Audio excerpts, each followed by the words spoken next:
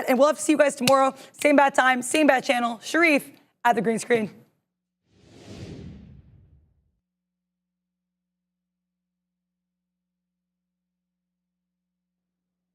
Welcome to the Afternoon Rundown, the show where you decide what we talk about every day. Obi and Neil, they're locked and loaded. They're ready to look at the tickers as decided by you on the midday show with Adair and I. Make sure to get your vote in every day in the chat. Yeah, what a down day it has been on the general futures and tech and microchips specifically. You'll see the NQ very much at lows. We're at 482.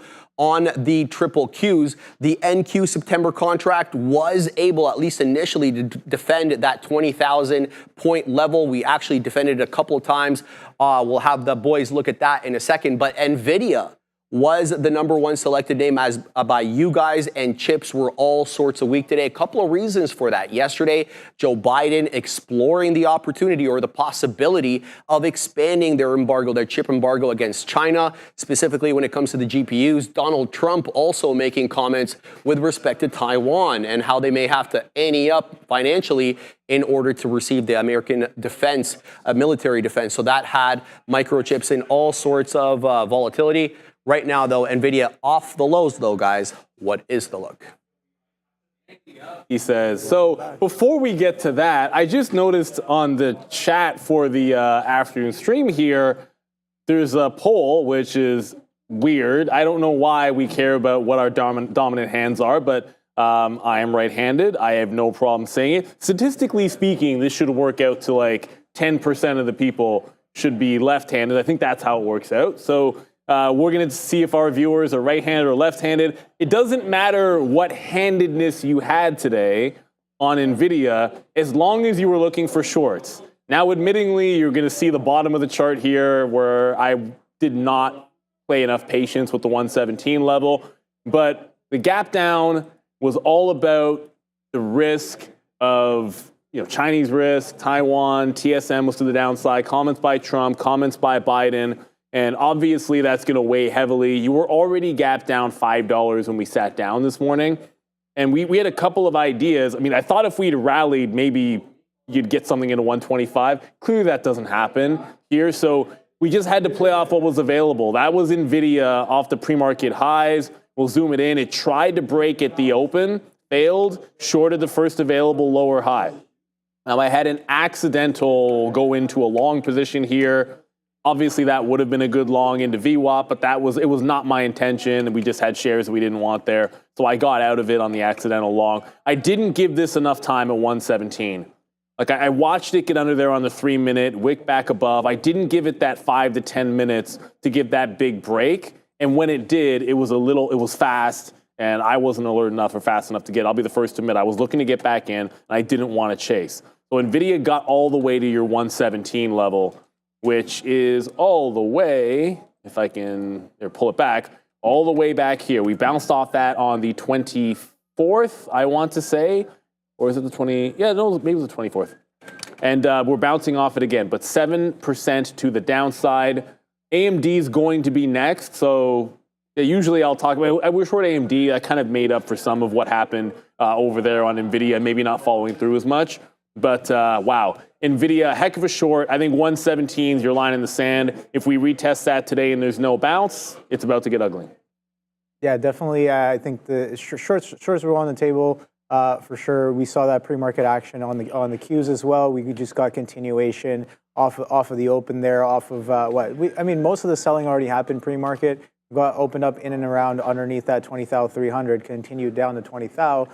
And yeah, you can see that Nvidia, again, being one of the top leaders of in terms of constituents and weighting, and even like tech sector, sold off right off of the open. 120 had some size there. I think Neil pointed it out. Was it millions of shares, or it was about 1 million even? Actually, is a milli on the bid gets taken out and through 120, and then we trade lower 116.72. So yeah, definitely strong trend to the downside, following along with the markets. Nvidia short was the way. Let's see what it does here. 120 still a little interesting here. I think I have I don't know what this anchored is off of. Probably off of earnings, if I remember correctly. Yes, sir, it is. This is earnings anchored. This line that's coming through right here, and we did trade below it. And take a look. Interestingly, the rebid one of the only rebids that we had, if you're not looking at this one in the morning session, comes up right into that area right there, 120 again, a little bit of confluence, and then fails to follow through back down to 116. So yeah, short on the chips with a little bit of a dip today on Nvidia.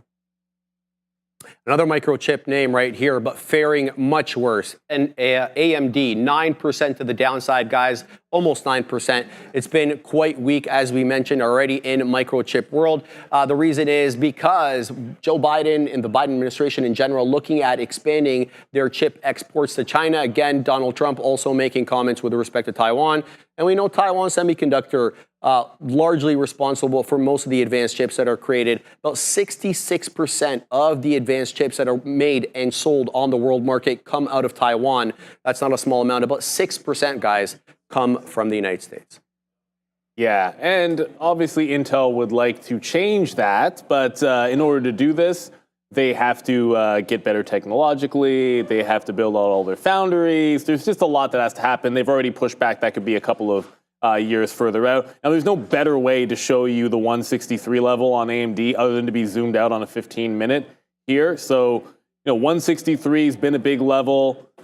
We'll look at the daily chart even here. You've lost the 50-period moving average. The previous down channel that this was in, what we broke out of, you're now losing that same support. So that's a heck of a breakout on AMD. When you get that break, you're all the way back in. Everything that you would have made on this clear breakout, you're underneath and possibly hunting. If you don't get back above, I don't see why you don't get back into the trend bottom and then try to respect that again. So this is the reason why I pivoted from Nvidia to AMD on the short, and we got out in front of the 163. It then, as you can see, guys, it eventually consolidates under the 163. If we do not get back above that number, I think you see a 160 on it. It's an ugly, ugly day for all of the chips. I probably should have just believed it could go even further than it did, but thankfully we're looking for shorts overall in AMD. So AMD, Nvidia, it can always be better. There's no question about that. It's always tricky when you gap down a lot, and then that first move is so heavy. Because you end up, like, you short the pop, and the short the pop is at 65 when the stock was at 70 at the open. And it's not an easy thing to want that trade oftentimes, but that's the one that's there. And we're staring a 160 in the face. If AMD goes SSR, I might take a shot at an SSR bounce. If it goes down 10%, that'll be in and around $160 even. Yeah, I think that's fair there. Bit of a break of trend over the past couple of days there on AMD. This is an hourly chart here. So yeah, we had some strength off the 155s in the first week of July there. Nice little push all the way up to 187s, and 187 can't really get past that 187, and you pull it back and you break trend, break of 180, and then you start to sell off. And talking about handedness, AMD, if you were handling your business today, AMD handed you the short continuation to the downside here, straight acceleration. Again, confluence with the chip sector there. So very, very strong to the downside. Actually testing day lows right now on AMD there. So yeah, a little bit of a similar story here with a lot of the chips. The only one that really kind of caught a bid, we're a little involved with it as well, was Intel right off of the open. That thing also pretty much sold off eventually as well, testing day lows as of right now. But AMD definitely strong sell-off today. A lot of opportunities for the short side, not as much for the longs. If you're scalping out some of these, then yeah, perhaps, but definitely very directional to the downside. Now, again, I want to mention again, a little bit of continuation of a multi-day trend, strong selling that started off last Friday with that end of day kind of quadunk, that dump that happened across the board. Selling kind of began there, and it seems like it accelerated today to the downside with some strong relative volume as well. Handling your business. Yes, sir. Which I know you were doing on Intel over there. Although I kind of feel like you were going for a different kind of pun there. On to the Widowmaker making the list here today. Don't usually see UNG on the list, Sharif. Oh, Neil, not one that we've really looked at on the midday or on your show or really anything. Anyway, guys, 52-week lows for Nat Gas. This one decidedly broke that $14 level. I'll let the boys look at it in a second. I was involved in this one, as you know, earlier in the year and late last year. It was pre-split. This one reverse split to bring its price a little bit up. I was involved in it at that $3 level. Breaking down now, guys, as I said, 52-week lows. No specific catalyst, though, with respect to Nat Gas. There was gasoline inventories this morning, but Nat Gas, nothing really coming through, almost 7%. Yeah, Nat Gas hasn't actually needed a reason to go to the downside. Like, when you have a trend like this, I'm trying to pull up a weekly chart. When you have a trend like this, your reasons need to be in the other direction. So the weekly is about as nasty as it gets. Everyone calls it, not everybody, but a lot of people call it the Widowmaker. If you try to catch a bottom on this, then you'll understand why it gets that name for trading. So that's what the weekly looks like. You don't need a catalyst when the general procession is to the downside. Flat bottom break here at 14. Yuck, yuck, and more yuck when it comes to Nat Gas. Even when it bounces, all you gotta do is fade. I don't necessarily see the trade here, because shorting at the bottom for this, like when it does some kind of a pullback in the afternoon, like it can snap pretty heavily. I'm just thankful. And I think it was a while back that I was mentioning to a few people, I've done swings on Tellurian a couple times, Nat Gas play, penny stock. And it was actually my pick. When we've done our picks of the week, they've pretty much always been big cap tech stocks. But there was like one time where I'm like, Tellurian's breaking here and it wants to get to $1. And it did this break and it goes right to 95 cents. And there are times when, okay, it doesn't get to $1, doesn't break $1, but it makes the move and it goes to resistance. And if you're not willing to take that when you're trading a penny stock, it goes 50% move for you in a couple of days, doesn't quite get to $1. Yeah, it's a round number. You get burned, and that's what happens. And Nat Gas week, and it comes all the way back in. I'm only pointing it out because I'm just sort of seeing this on Tellurian, which would be, that's not even the best trend line. But since that bottom, the higher low that it broke out from, it's kind of holding a bit of a wedge and a very, very steep decline, right? So it's forming this wedge. It rejected today, but big if, Nat Gas is terrible, if Nat Gas can actually bounce anywhere, this going back through 70 could give you another scalp play. And what's good about it is, if you get any kind of a move in Nat Gas that's decent, this tends to go pretty well. And it's a very manageable, when it forms you an obvious breakout like this one, it was like an easy double top. You can see it hold a 50 period. That was pretty solid technically. So I'm just seeing a little something on Tellurian. Probably has to show me something tomorrow as well, or maybe even ending the week, and then breaking out that top before we get a trade. But that would be my look. I like the equity a little bit better. I've just been able to find some wins on it personally here in Tellurian, as opposed to trying to trade Nat Gas futures. I'd rather be right than trade the sexier instrument.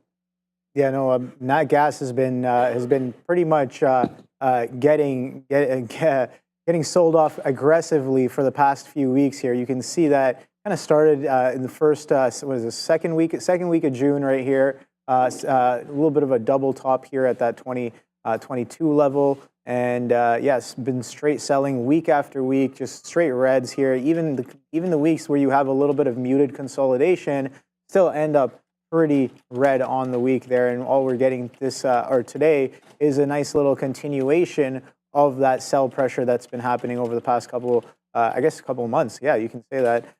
There a couple of months there, first week of June, pushing into the end of July here. Very, very strong sell-off. Off of that rejection there. Now, I don't know what Nat Gas has been up to, but I'm sure it looks very, very similar here in Nat Gas futures. Go check the weekly on this one and see. I'm sure that we're going to see something very, very similar here. So a bit of an overall downtrend from the craziness that we had in going into end of 22, beginning of 23, and then we kind of gave up the whole move. I know that Nat Gas was definitely in interest over the past couple of years, and now we've definitely given a good chunk of that right back in as Nat Gas kind of starts to stabilize, coming right back down to where we started in 2020 there for that run up. So interesting push there on Nat Gas. Strong selling for multiple weeks. strong continuation today as well. And yeah, you get a little bit of market tailwind to give you a hand there also. Faring a bit better than the NQ certainly today, as was the case yesterday. 1 1/3 to the downside, as you can see. NQ down now 2 2/3, looking to go a little lower. So we did actually get the Fed beige book today, and here are some of the comments that came out of there. So basically says prices increased at a modest pace, with a couple of districts only noting slight increases, but this is the one that caught my attention. Beige book says expectations for the future of the economy were slower growth over the next 6 months due to uncertainty around the upcoming election, the domestic policy, the geopolitical conflict, as well as inflation, guys. The SPY right now trying to recover, now about down 1 1/4. What is the look? Today, like obviously with the NASDAQ down double what the SPY was today, it was a day to be trading big cap tech. It was a day to be trading the chip names. It was a day to be trading Tesla. What the heck is that? Did you saw that? No, what was that? No, there was like a okay, whatever, man. There was like a fly, the graphic that they had flying across the screen. Oh, okay, yeah. I guess maybe I'm the only one that's never seen it before. But anyways, that notwithstanding, it just caught my attention for a second. No, it was a day that you wanted to be trading what was going to move a heck of a lot more. So the SPY is in a gentle downward trend that the algos have been in control of. Like you can see, it's a very, very clean trend, which is apparently attempting to break as we speak. There were enough kernels of strength out there in the market to hold this. Like just go back and look at what some of the defensive names are doing, right? Like, Pepsi having a great day, UNH having a great day, Home Depot having a great day. I'm probably missing a few others as well. So the SPY, I think we might be breaking a little bit of trend right here. But if you want the bigger moves, it's not going to be in the SPY today. Like if you're looking for a break of trend and a bounce back into the upside, I don't think you're looking for anything other than, like, look what Microsoft is doing. I just put in the chat, I think Microsoft is actually crazy right now. Like Microsoft hasn't gotten the memo that we're barely off the bottoms. It's just rallying, just continuing to rally. I don't wonder when you start thinking about who has the most risk geopolitically to China and who doesn't from the Mag 7 names, well, Microsoft probably falls in the camp that's better poised. So pretty strong. Unfortunately for Microsoft, it's at the opening range high, which is not a good look for trying to find some kind of a long reversal play. I'm still not convinced we aren't looking for short the pops. That's why you see, well, PSNY is at $1. It doesn't matter. That's why I'm back into Rivian. I was trying to get 35s on Intel. I see you're in it right now. But I'm still in a situation where I want to try to short pops. If we lose 20,000, I think it could get pretty nasty. But if there's a bounce again and a breakout, I feel like Microsoft is the strong one to go to. So the SPY, it's been a great vehicle. But today, it's all about the NASDAQ. It's all about big cap tech. No questions asked. Yeah, no, definitely a bit of a downtrend here. But I'm looking at the weekly, Neil, and nothing about this weekly says downtrend for the Spider. Spider's been in a very, very strong uptrend.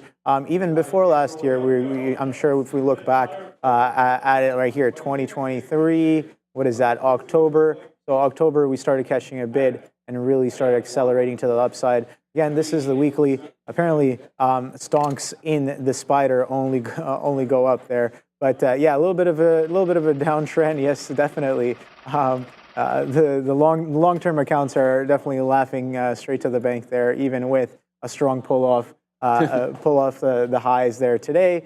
But yeah, strong. It's a bit choppy. Market is definitely in play. That's what I have down on my notes. I'm like, market is in play. You got to watch IWM. You got to watch SPY. You got to watch MNQ, MES. Even the Dow Jones is doing some good stuff. All-time highs on the Dow Jones. Yes, Sharif. So definitely some good looks there across the board. And yeah, the Spider's down on the day. Now, something I do want to remind people about the Spider, the constituents always kind of changing here and there. But as of right now, Apple is slightly back in the lead there. Then you got Softy, pretty much the same portfolio percentage. So they're both about 7% there. Got Nvidia, Amazon, Alpha, Meta, Alpha C, Berkshire, and Lilly Broadcom. So it's still the top contenders there. Tesla's up there as well. Okay, JPM's up here now. Okay, interesting. But yeah, these are the constituents, and you can see they're a little bit down on the day across the board on the Spider, and Spider has been chopping kind of gradually all the way down there. But we're holding that 20 thou on the DAC.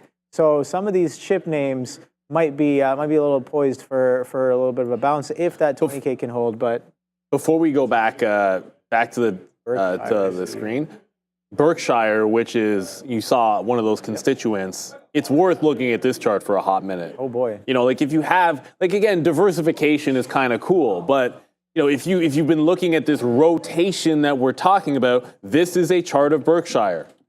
This is a chart of like Pepsi's been rallying a little bit. UNH is a better example. I don't know why I went Pepsi first. This is UNH the last couple of days. Like that UNH? How's that UNH 450 level? Not too bad at all, not too shabby. Everyone talks about these stocks as being like boring, but when they go into really good like if you're bearish and you think that the market's gonna pull back in big cap tech, like, oh, this is the top in big cap tech and all that kind of stuff, well, you can bet against that, or you can look for the things that get rotated into at good levels, right? Like historically, the 450 level, good for UNH. Look at it, break that sucker out. As we speak. And then the last one, shout out to Raider Trader, shout out to, I believe we had multiple afternoon guests on the show talk about this at Home Depot as a potential play, and look at it also breaking out. So you get this rotation, it's happening. Clearly, it's a good way to go. And that's the reason why the NASDAQ is gonna lag in this regard. Yes, they're both top heavy, the SPY and the NASDAQ, but you have so much more in that 500, which is going to allow this to hold up. I didn't even talk about the banks. Yeah, definitely. Get rotated. All right, guys, Tesla last on the list here. So a couple of different comments on this one. Cantor Fitzgerald given this one the nod, maintaining the overweight rating and bumping the price target up to $230. But there was also this headline today, Model 3 delivery in China taking a little bit longer now as demand grows for the car and old inventories diminish as they get rid of those. That's been hanging out. So if you're waiting about 2 to 4 weeks for your Model Y, expect to wait about 1 or 2 weeks longer. 3 to 5 now is the expectation, guys. I can't wait that long. Apparently, I don't know all these memes. So before we get to Tesla, there's like this rotation meme that maybe most of you guys understood, but I didn't, that Obi wants to show me. I mean, it's a 6-second clip. I'm sure we can show it. This is where it comes from, right there. Boom. So that's how you beat a shark right there. So apparently, you know, rotate the shark. If you ever see a shark coming at you, just do a little. Yeah, that's what I'll do. No, that's my initial reaction. Yeah, that's same. exactly what I would do. Of course. You know what's crazy? What's crazy to me is I actually have heard. I know some people. I'm naming any bloody name, but I know some people that have no issue swimming in shark-infested waters. Okay. They're like, oh, these sharks don't want to bother you. Yeah, I mean, they tend to be peaceful animals when it comes to interaction with humans. Bet your life on it? If I know the shark, maybe. Oh, come on, know the shark. You know, it's what I don't understand. If it's your living, if it's your living that you do whatever it is that marine biologists and study sharks do, that is fine. I got no problem with that. But if you're just a regular human being, I don't have a need to swim with the sharks. It would be the equivalent of watching Tesla drop in like an absolute rock and be like, you know what I'm going to do? What I'm feeling right now when Tesla's failing 258, I'm just going to sit on the bid in this candle right here and let's just see what happens, man. Tesla usually, Tesla can be strong. Tesla had a good bounce in the afternoon yesterday. Let's just sit on the bid while it falls. I'm just going to stand in front of this shark, do all this nonsense so I can have a meme. One of these days, it's going to bite your head off. I'm just saying. It is what it is, man. They're dangerous animals. I'll leave it at that. Tesla, we talked about this for the lesson of the day. That notion of being able to get back in on a good level, especially when it shows confirmation. So that was the example. We waited all morning, and to be honest, when it was going to the upside, it is very tempting. When it slows up in here at 256, it's tempting to get short. When it gets to the previous close, it's tempting to put on the short. There was a lot of patience to let it break yesterday's afternoon high and then take the retracement back into VWAP. So I was happy about that, but then I made the mistake of not getting that re-entry. And like I said, pivoted to, was in Nvidia, pivoted to an AMD short that worked. But really, I like setups. I trade setups all the time. It's one thing to pivot from one setup to a better setup. Get from one stock to another because the other setup is better. To go from Tesla to something else when it's not a better setup, this was the best short, and it gave it to you twice. I had a breakdown trade at 250. That was more like size on the bid at 250. Let's just scalp it. And then I had this was more of a tape read. It was a failed breakout of this consolidation at 248.5. And I saw it slam back and I'm like, yeah, that's a short. It's just continuing this downward trend. But it got right in to about 248. And let's just say if you were watching, it was obvious on the tape. We'll leave it at that. If you're watching this fall back in from 249 to 248 and you weren't looking to get out and cover, then I don't know what tape you were watching for the bid there. So that's the last trade I've had on Tesla. I think 250, 251 is sort of a low-hanging fruit for a fade trade. And last look is going to be where we caught the long yesterday at 246. It hasn't actually tagged it. Bad dark pool like there. But that was the bid. The one good entry on that long, and we haven't even broken it yet. So there's always a chance, if we lose 20,000, if the market continues to the downside, you could end up with a fade at that 246 level, and there's not a heck of a lot supporting it underneath. So Tesla, it started yesterday with the thesis of looking short. I just zoomed the wrong direction because of these rejections of lower highs at a big resistance on the daily. That was it. They had that rejection. Reject the lower high, look short for a couple of days in a row now. Thankfully, it can always be better, but thankfully it easily worked. Yeah, no, Tesla, with a crazy price action, even yesterday too, we saw it sell off extremely hard off of a strong wick. This is a 15-minute candle, so the initial opening 15-minute trading there, 258, sells off aggressively, 258.61 I have as the high. And then we do, incredibly, we kind of do a full-on V-shaped recovery up into pre-market levels, printing in and around that 257 as an end-of-day high. And take a look at what happens coming off the open today. You pretty much, you grab that end-of-day action there. You almost get to the same place where those strong sellers came in, right at 258s. And look at that, the high of day today is only 20 pennies off of prior day's highs, and it fails to follow through and then breaks that morning trend. That selling comes right back in, and take a look at where it starts to slow down. So this range that was defined with a wick at the top and a wick at the bottom just yesterday has been revisited in today's price action here. So again, interesting stuff there. Again, I didn't really take it. This is all in hindsight and retrospect, but some beautiful, beautiful price action there, revisiting that range that we pinged both sides of just yesterday, 245s to 258s on Tesla. Now coming into the low day here, I'm curious to know whether or not we break this range. This is not really a range, but it's just yesterday's range, I guess. 256 prior day low here, only trading about 2 points above that level here, making lower lows and lower highs. Oh, looks like that. Yeah, if you could, thanks. If you could, thanks. Sharif's just taking off.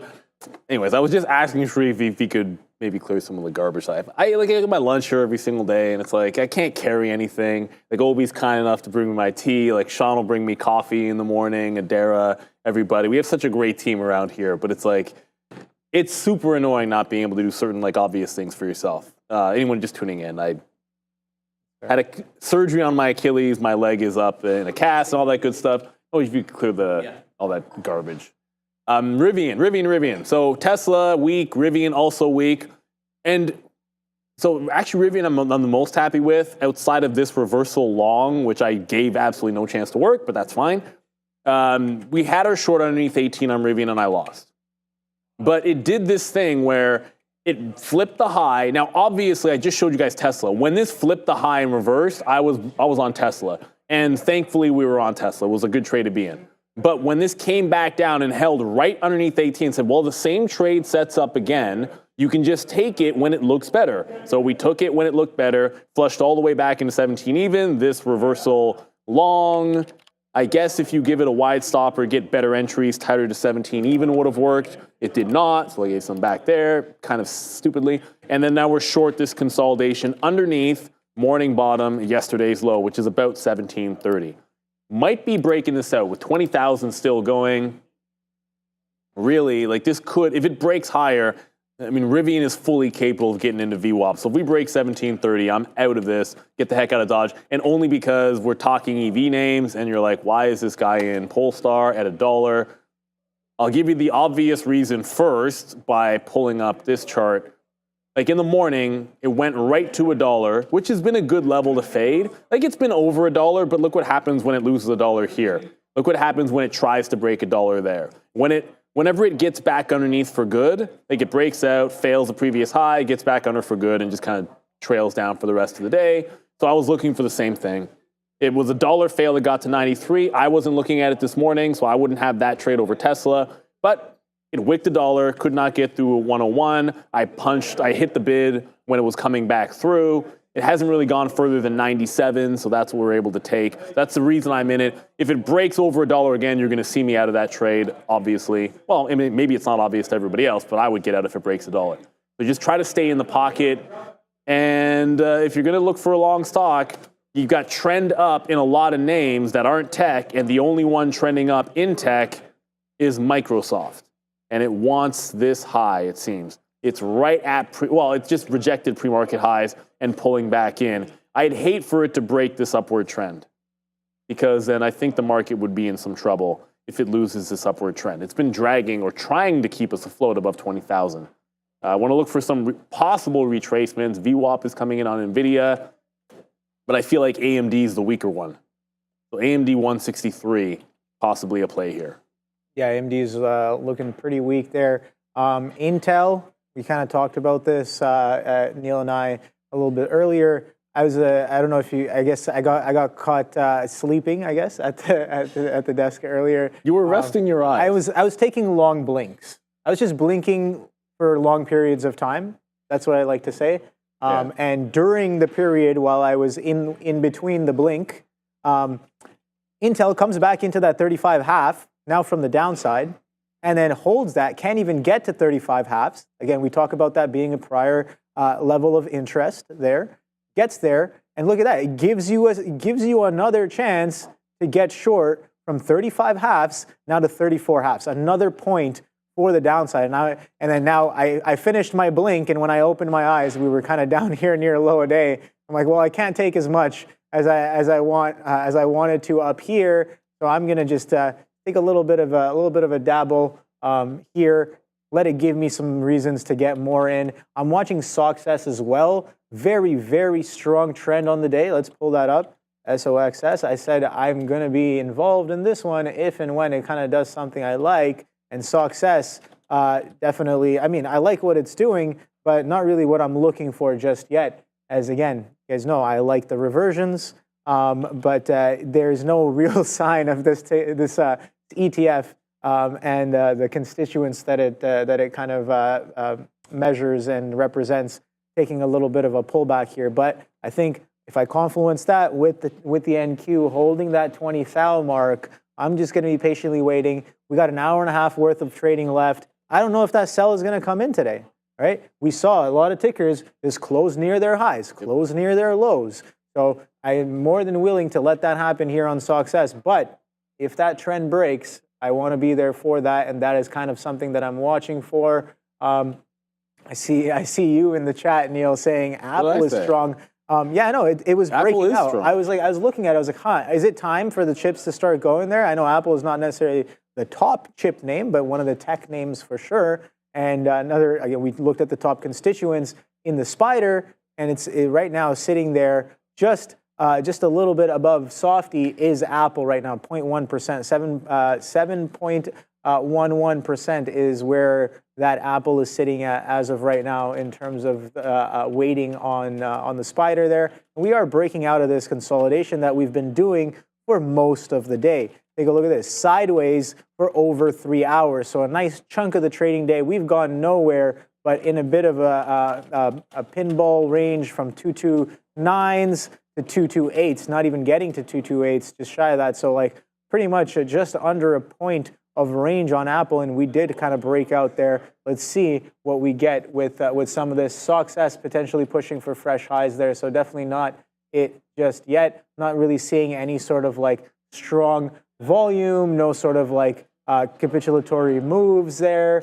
on either Capitulatory. SOX S or SOX L. Yeah, a little bit. We got to be a little bit capitulatory to catch the reversion, right? I mean, if you see that, then it's like, all right, that's sick. Maybe we have a little bit of confluence to go off of, some price acceleration, some stuff that's distinctly different, but nothing yet. It's just been grinding to the upside, gradually making fresh highs. It is 235, and we continue to make fresh highs. And again, you want to look at take a look at some of the chip names, right? We talk about Nvidia, we talk about AMD, we talk about Intel, we talk about you know what? I haven't talked about SMCI. So let's look at SMCI here. SMCI low day 815, but the similar story here. Strong quadunk there in the pre-market, continuation right off of the open. Can't stop, won't stop. Has not even looked back there. And Nvidia looking kind of similar there. Same continuation of that pre-market trend. You're gonna love AMD this. as well. What am I gonna love? The daily chart on SMCI. So keep in mind, on Friday, you've got Walgreens Boot Alliance. I don't know, I'm just WBA. I don't even know why I'm bothering to say it. Like, what am I on, CNBC? WBA coming out of the NASDAQ 100. Who knew they were even in it? And SMCI, I actually didn't know that. I'm being real. For a while, I didn't know that. Obviously, I know now. And then SMCI is going to be going in. But look at this channel on SMCI. Now, obviously, there's no rule saying that it actually has to bounce off this. But how sweet would that be if it attempts and fails a break going into the addition, and then you get like a late rally? Typically speaking, you're getting added to the S&P, well, the S&P 500 or the NASDAQ 100 in this particular case. You're going to see strength into it. And this is different. Like, it's actually pulling back into the bottom of what is a bullish channel recently for the stock. So it's about $800. It's the low. It wanted no part of that low today, as you can see. But yeah, I got my eyeballs on this 800 level on SMCI, and it would be so perfect if it was trying to bounce off that on Friday, because that's when it's supposed to go into the NASDAQ. Miguel said, did you check QuantumScape today? Ooh. You know, I actually did, but I said this morning, you know, if, like, I knew the top stocks for myself today, if they were not one of the chip names or Tesla, then I had done something wrong. So thankfully, I think that was the right call. But I did look at QuantumScape. It did make an early breakout, then gave it back. It feels to me like this is maybe done for the day. Trying to reverse trend. You got lower highs. It's putting another one in there. But that breakout from yesterday, it's failing right back underneath it this afternoon. This is almost like that 35-50 level for Intel, where it was a good breakout level, and then when it gets back underneath it, it turns into a place you want to start trending short, or you could have just trended short from the top. So I think it needs to get back above $9. And if it can't do that, then I don't think it's going to be all that exciting. We got Rivian reload. It's kind of gliding back down in. When it gets halfway to 17, get some out. When it gets all the way to 17, probably jam all out of it. And I also like Intel, but I like 35 a little bit better. There was a battle on Intel at that 35 level. Here, let me just do this while I'm on Rivian, so you guys can see. There was a wild battle at 35. First, like here, eventually winning after wicking, kind of like a weird reverse head and shoulders on a 3-minute chart. And then when it came back again, there was a bounce off 35, then a consolidation there. So I feel like that's the spot that I want to get in. But that's a huge reverse. Want to short the pops. And if you want to short the pops, you got to be patient. Just sometimes you don't get it. Because we're looking at that. We're trying to grab Nvidia at VWAP. It doesn't even want to get anywhere near VWAP. It just failed again at like 118.5 on NVDA. Still seeing if Microsoft can make a fresh high and continue that upward trend. It's not really doing so right now. So eyes are still going to be on the chips. I'll wait for a little bit more on Intel before we jump into that one. If there's any small cap names that are running that are super strong, let me know. Because the market right now is just consolidating off of this bottom. I'd like to find something that has a little pep in its step. That one that Sharif was trading is Deadsville. What was that? SP something? SPCT? Is that it? No, that's not right. SP... whatever. Somebody in the chat will remind me. It was that SPAC that went from like $10 and then it broke out. Sharif had a 20 break and went to $28. Wow. I don't remember what the symbol is. I didn't trade it. I'm not going to trade it. SPRT? SPRT? No, that's not it. It wasn't VFC. It'll come to me. It's not really that important. The stock's dead anyways. Sure, I guess, you know what? If I go to volume gainers, maybe it'll show up here. I could have gone to my Halt scanner. SDST. SDST. Okay. Yeah, that's- I have like 2 halt scanners up that I could have checked. Oh, it's not dead. Ooh.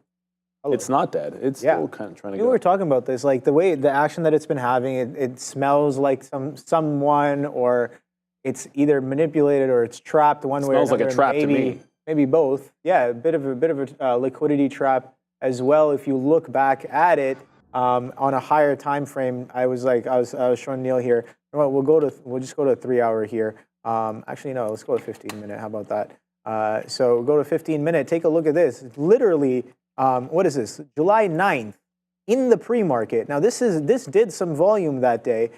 It's doing nothing before that. Trading in around 12, pops up at, what is this? At 7 a.m., 7:30, 7, 8 in the morning, all the way to 54 highs from 12s, comes back in, turns a lot of volume, fails 13 all the way down to 8s right here.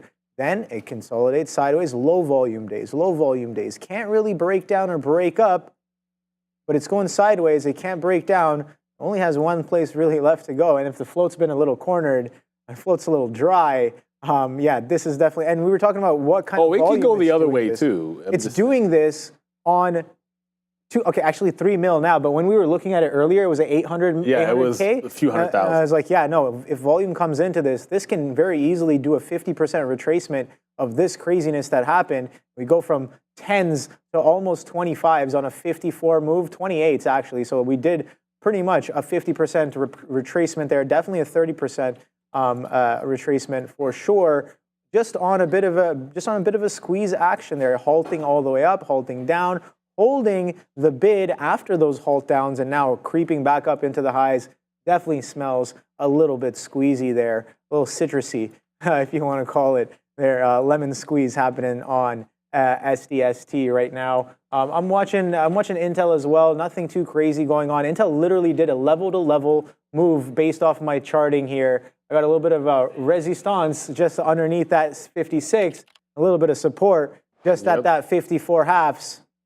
Where do I hold my short to, Neil? Absolutely disgusting. I got to hold it a little bit longer there. It's showing us a level-to-level move there. Definitely, even if I get everything out here, I got to stay awake and get back involved. Me and my long blinks kind of missing out on this on this trade right now, but. No, it is what it is. What's the next trade? I used to do crosswords when I was my first year of trading. Crossword? Like I would sit there and like when the market would slow down to not overtrade, I would just sit. I had to be at my screen because sometimes I'd be managing like positions in penny stocks that I'm holding for the whole day. So I couldn't get up, but I didn't want to overtrade, so I'd just be sitting there doing I did a lot of crosswords back in the day. But what might be next? A quadruple bottom. Shout out to people in the chat mentioning this quad bottom here of sorts on Tesla. Now it's 46, that's the big level where the bottom was yesterday's trade. So that I want to get that out of the way because it's not the perfect level, but you're getting a decent consolidation down there. I'd like to see it do that thing where it actually rips underneath, shows a stronger reversal if I'm going to go against the trend. That's what kind of screwed me up is not waiting for that big reversal idea when you're going against the trend. And someone asked what my thoughts on or ideas for Nvidia are. I'm kind of looking at VWAP, but maybe it should just be the 119 area. So I want something where I can go in, trade it off of the level. If I can't get 35 Intel, if I can't get AMD 163, 119 on Nvidia, something along those lines would make some sense. Curtis Dash, Schwab long now. Oh, Schwab got swabbed.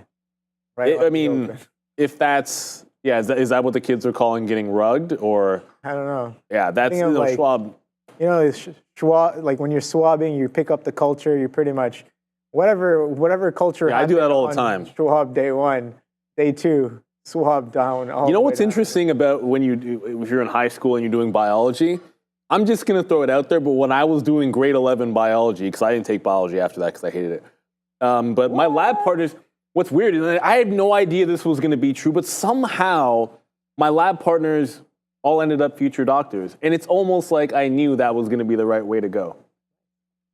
We don't have any high schoolers watching. I loved bio. But if you hate the subject, make sure you partner up with someone that loves it. I'm just throwing that out there. I was a math guy. I absolutely hated physics. No problem. Physics? Okay, physics by far theoretical physics my favorite subject. Yes. I think it's awesome, but Schwab's not as strong in the mathematics and the mathemagics. But maybe a little bit of quick maths here and there I can pull off, but still quick arithmetic has never really been I guess a strong suit. All right. But you know, it's something we can definitely. I knew that on, was but, graphic was coming. I could see it. No, no, I love biology. Biology is awesome. How the body works, and especially psychology. Again, another maybe a branch of biology. One of my favorite subjects. Yeah, I would say so. The kind of like how the mind and how social structures kind of work, and how like people think, how like you know, developmental psychology as well is huge. And I've honestly been able to like take some of those concepts and really hone in on certain market concepts as well. Like we talk about like biases, which is a strong subject when it comes to psychology, right? So like there's a lot of different like biases that we can fall into. Cognitive biases are very, huge. very real. And that's a big part of developmental sunk psychology, cost, right?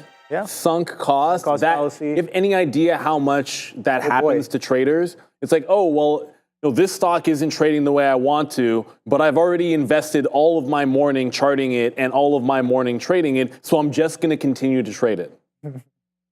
Or I'm watching The Acolyte, and I can't stand this stupid show. Disney's getting at it, just ruining Star Wars. But let me just continue to watch it, even though I can't stand everything about it. I'm not speaking, I'm just speaking hypothetically. That could be anything. So, you know, cognitive biases matter, especially in trading. Speaking of which, I'm going to get to PSNY. I'm out in front of VWAP. It's holding VWAP, yada, yada, yada. If it gets down there, it'll be like 3 cents. We risk like half a cent on the trade. We make 3, great. But it's Apple, as the market does not want to break lows. The ES is off the lows. The NASDAQ is still doing, I mean, this, holding down around 20,000. You're about to get to VWAP on Apple. I haven't done much with Apple today, which is fine. And you're not going to trade everything all the time. I tried a little bit short off VWAP. It didn't look all that great. There was no follow through when the market came down, so I got away from it. Sunk cost, right? Now all of a sudden it looks relatively strong, and it's bouncing off what was resistance into support. I'm going to take a shot at this in front of 219. It's just about looking for what's a decent opportunity, and I kind of couldn't wait for Intel, so I might start it at 75. And if it's not going to break 80, and I want a chip name short, it's the only thing adjacent to a level. So Apple pulling down, and I'd like to see it show a bounce first. It's still all red on the 3-minute here. So if I can get some kind of a bounce off Apple, I'm going to look to join that long. As long as we don't break down the lows on the NASDAQ, that would give me a reason to dip by a stock that's managed to climb above VWAP and show a bit of a trend reversal. And for now, that's either Intel or Apple or Microsoft, and it's Apple that's at VWAP. Yeah, I see. Is it James Dell in the chat saying, get a good-looking partner in anatomy? For sure, for sure. I will second that for sure. I've had some great anatomy partners in the past. Oh boy. And speaking of dimes, take a look at this Nvidia right here. Just traveling, ranging in between this dime right here, 34.8s to 34.70s. Not really going anywhere, but the NQs falling down back into that 20,000 mark. With success pushing up higher. What is the next trade? Let us know. Let me know in the chat what you think the next trade might be. Are you in a trade right now? What's happening? Schwab might be reverting a little bit here. ASML straight to the downside. So while I let you guys populate the chat with some potential places to look in the market, because I'm definitely looking, and I might need another pair of eyes there to potentially find something that may align with my playbook. Your eyes are just fine, Obi. I mean, I do wear glasses, so they're okay. They're all right. We could be doing a little bit better though. But yeah, let's take a look at some of the names I had on watch today in terms of in play. ASML earnings day one. Another chip name right here, and wow, take a look at that beautiful, beautiful downtrend, straight. Kind of you go up. This is a 15-minute, but let's go up to the 30 right here. Prior bar has not necessarily been violated at all. Only about once here at that 10:30, and we're just straight in a downtrend, printing fresh lows as of right now on ASML. So definitely a very strong tailwind as well. Tesla very strong 246. Trend. Tesla 246. says Neil. The market is continuing to flush. Is it?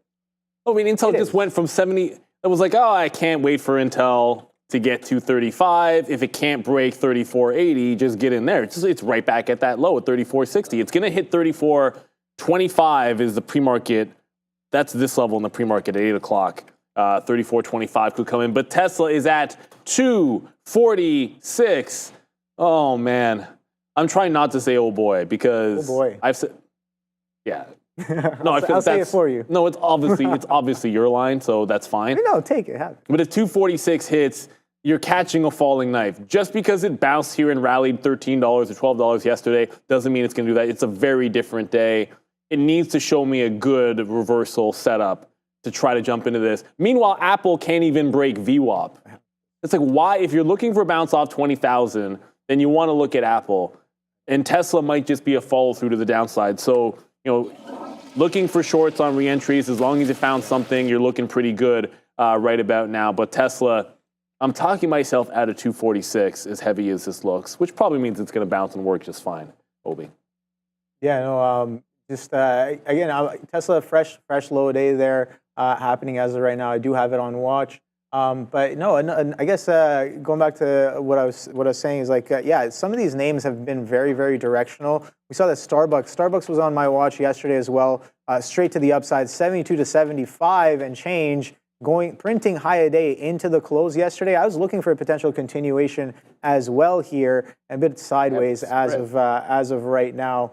I guess yeah, nothing really has broken that trend here. Tesla, Marie is talking about what is that? Not Meta. Okay, so Meta here. We can take a quick look at what Meta's been up to. Meta is straight to the downside here, but we'll talk about this in a second. I'm going to pass it back to Neil for.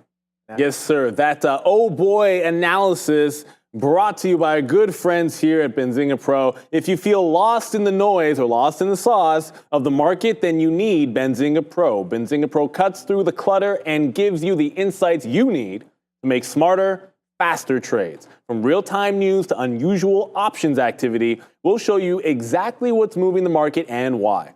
Don't miss out on your chance to trade like a pro. Visit benzinga.com/pro to start your free trial today. It's what's in my ear.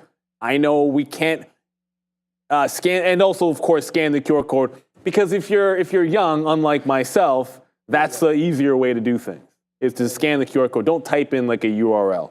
I mean, anybody that still does that, I mean, obviously, like, come on, like, yeah, you're a fool. Doing this with the finger typing. No, I'm not really that bad. I'm actually pretty good most of the time. And then there's times when I don't get the memes and you guys laugh at me all the time, which is fine by me. But on to the next. Okay, here is some strength. You can't break 20,000. You can't do it. You can't do it. I can't say it like Denzel does. But no, you can't do it. You tried to break 229. You tried to break VWAP. Apple is holding the line here and looking like a strong name. I wanted some confirmation on it. I probably just missed that. Giving my best rendition for Benzinga Pro. So hope they enjoyed that one because we missed that dip buy on 229 on Apple. But if we get a bounce here, you got to look in both directions, right? What did we want to fade? We're not getting a bounce in Nvidia into 119, so obviously not that. AMD, just scanning through AMD. Wow. Let's forget about 163 for a second and maybe just look for the next available curl. Like if you can't trade off a level of obvious consolidation for a short or maybe a recent high, then you just got to look for the next time like look at this. You get a few green candles. You could have tried short there and it lost, but then you could have taken the short in here and it was absolutely fine. So just look for wherever it happens to curl and join the trend back in on AMD. So there's Apple. I mean, if you had it the first time, you could have probably been tight to 229 and scalped some out there, but I don't think we got the entry in the other direction. So the local bottom's just underneath that 229. I don't care about VWAP as a line. If it bounces, I simply want to show me confirmation that it holds, and then give it to the next bottom, and then take the shots that way. I don't want to get paper cut it out. Oh, of course, I know what I did. Yeah. Sometimes you put your stop at break even. That's right. So now we're in and out of break even, and now we're just getting right back in. Annoying, annoying, annoying. But I want to give it to that recent low there. Actually lost 1 cent on that trade. So we'll give it to the recent low and not keystroke out of it this time. We're going to sit right back on the bid. If we bounce and break out of this 20 level, there might be a stair-step opportunity to the upside. But I only believe in like this or Nvidia. Everything else, I'd rather be shorting pops. So because we're above VWAP and looking strong, that could be okay. Intel just came right back to 34, almost 80, but no fill. Where am I sitting? 70, exactly at 75. Oh, that's unnecessary. I just joined 74 to get some there. So now I have, well, 73.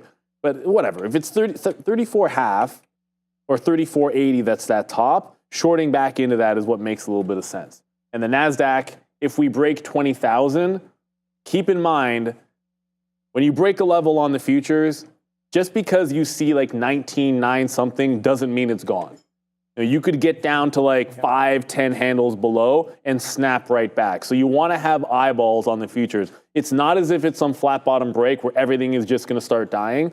If it does, but if you are in the money short, you might want to get some kind of an out there if it snaps right back in. So if 20,000 breaks and I'm short, I'd want to try to take some profit on something just in case we get that snap reversion action.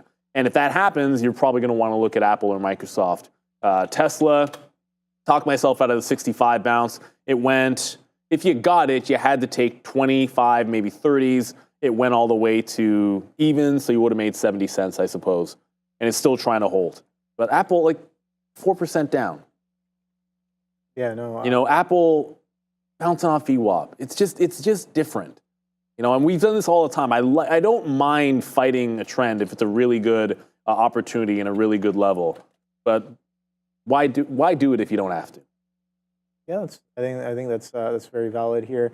Just reading the chat here with everyone's kind of I guess tickers that you've been suggesting to look at. So we can run through some of these. A couple people talking about Schwab, 5. There's TD in there. SQs are in there as well. TD. Talking about Nvidia short. We can take a quick look at that. ALB just bounced off of a monthly low. Amazon, people are pointing out. So, okay, we can take a look at some of those as well. So Schwab, we kind of talked about it a little bit earlier on the rundown. And yeah, so sold off aggressively, a bit of continuation from yesterday's. Today is earnings day 2 and a continuation move we've definitely had there on Schwab, printing lower lows and lower highs as well, trading well below VWAP every time. Well, it's only gone into VWAP once off of the open there, and then once more around the morning to midday session around 11 o'clock, sells off of VWAP there, comes into VWAP as of right now, can't really get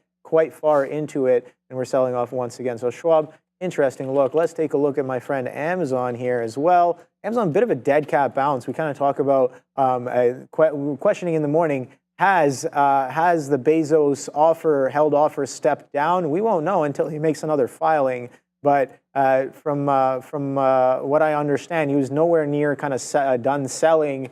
And I guess again, I don't know if he's trying. I heard a number of like 5 billion being thrown around of like how much he's trying to sell or make off of selling. As of the last filing, he had 75% of what he was eligible, he filed to sell, had not been sold. Yeah. But that was as of that last filing. Yeah. Back when we were up at like 200. 200s, yeah. And then to your point, you're about to show the 196, I'm assuming.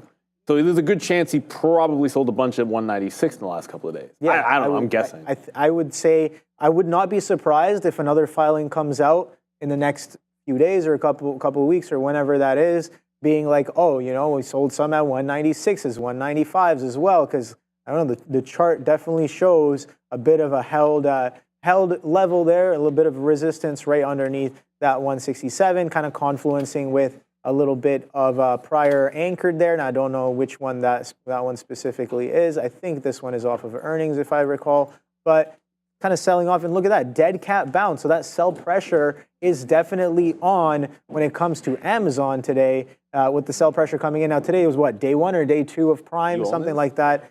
So we know the Prime sale is going on as well. It kind of, I think it reacts a little bit better with the results that have come from you buy Prime anything? sale. Not yet. I've got a list of like things to potentially order. I think my parents sent me a bunch of things. My siblings were like, "Oh, add this to the basket, add that to the basket." I was like, "All right, we'll see." Buy what you want to buy. Yeah, exactly. I'm like, yeah, just add it on. Make sure Buy make sure you pay it Altria back for stock later, apparently. Right? What's that? Buy Altria stock. Altria. Fabian's in my ear, so he's very happy about this stock. I don't own Altria, but I can say that you don't mind Fabian.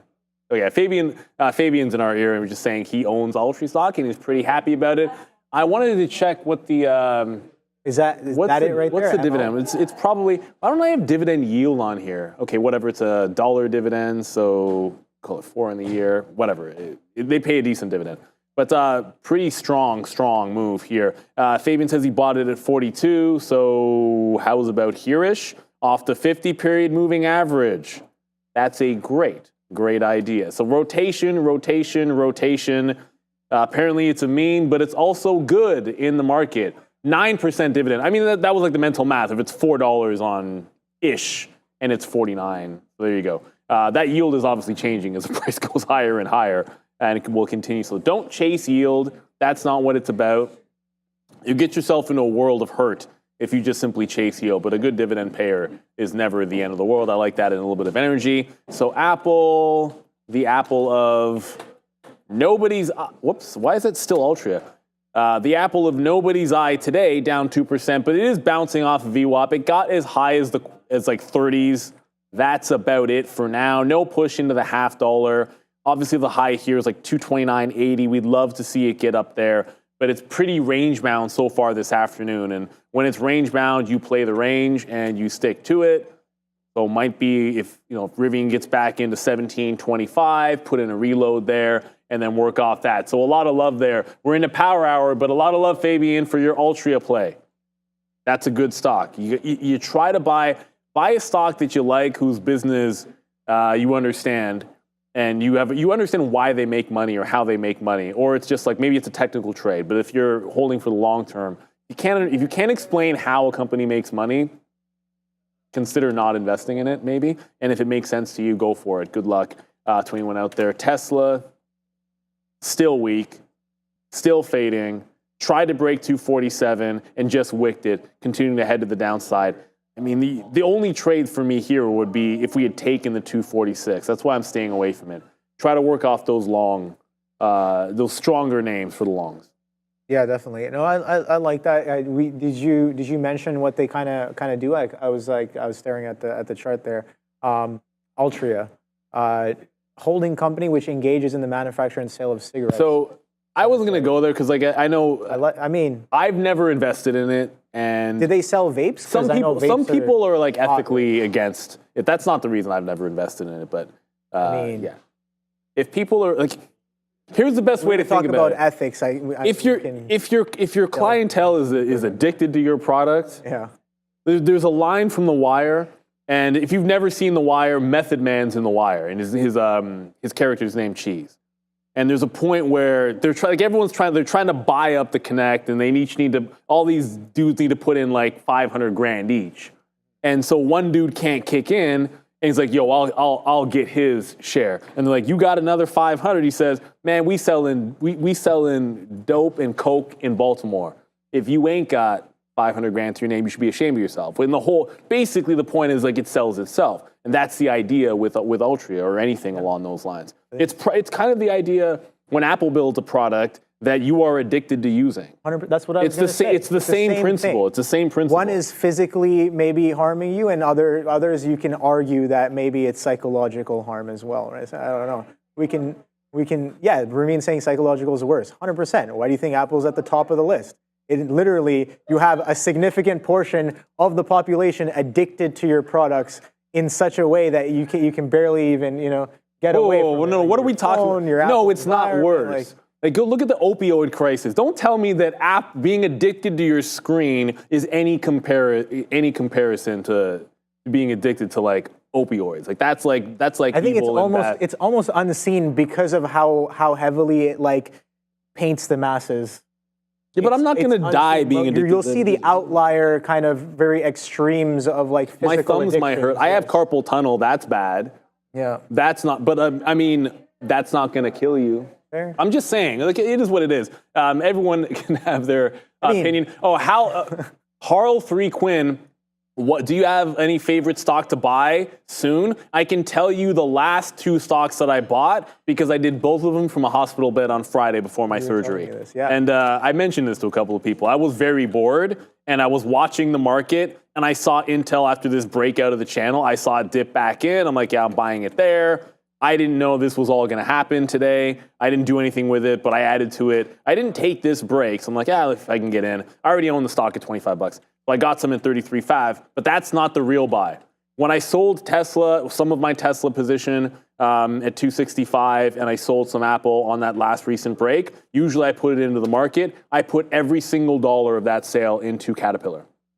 Because, and I know Sharif's been talking about it too, but Caterpillar from a rotation standpoint, this is stock I already own it. I love it. I like I like it. It broke out the 50-period moving average on the daily. It's hard for me to say buy it in here, but I think this is one that I would be buying on dips. Like add to it into the 340 range if it comes back into the downside. I like them. And if it's breaking this trend, they get a little bit of a downward sloping trend that it's breaking back out. If the rotation continues, fine. I like Caterpillar. I don't think you want to touch it today.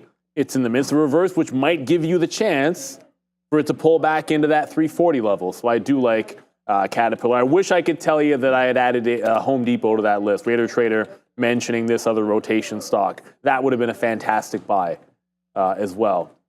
So maybe something, it would be something along those lines, but Caterpillar is the easy answer for me. But I've already done it and I would like to get a dip. So back into the markets.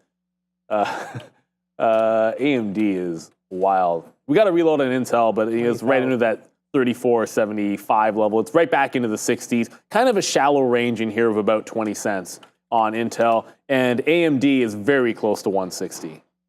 Yeah. Very close to 160. The futures are coming right into that 20,000, only about 3 points away here. Yeah, 2 points away. You can take a look right there. We're coming right into that 20,000 mark. So some fresh lows potentially incoming a little bit on the Qs, on the DAC. Specifically, I'm sure the Qs are looking very similar as well. And yeah, a lot of that sentiment, I guess, being reflected in some of these tech names here. 3460s on Intel right here, just holding on, just waiting to see if that kind of follows the trend here. Again, I missed out on a bigger chunk of there it is. We which wicked the was bottom right there. But yeah, a little bit of a bounce off that 20,000. Can't really get through it right away there. I think, did it even print? I think it did print. It printed right there. I gotta check on my other screen. But it did. It did print 20,000. But did it print like a point below or?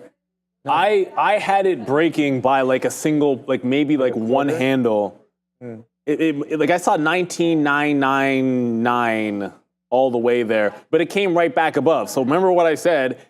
Just because you break 20,000 doesn't mean all you know what is gonna break loose. All it did here on the futures is it nicked the level. Probably nobody foolish enough to have stops that tight, I would think, but it nicked the level and bounced. So what do you think happened? Apple bounced off 229 right back into its 20, 30 cent range. So we reloaded Apple there. And I also said, make sure on that move, when it takes the 20,000 level, you get something out if you're short on that push. So I was on the bit of Intel 65s in there when it actually hit when it hit that 20,000 and bounced. So we got some out. Rivian didn't really do anything with that, but Apple trying to go. And Microsoft, if you were buying that dip, that put in a higher low as we nicked that 20,000 as well. So a bit of a push.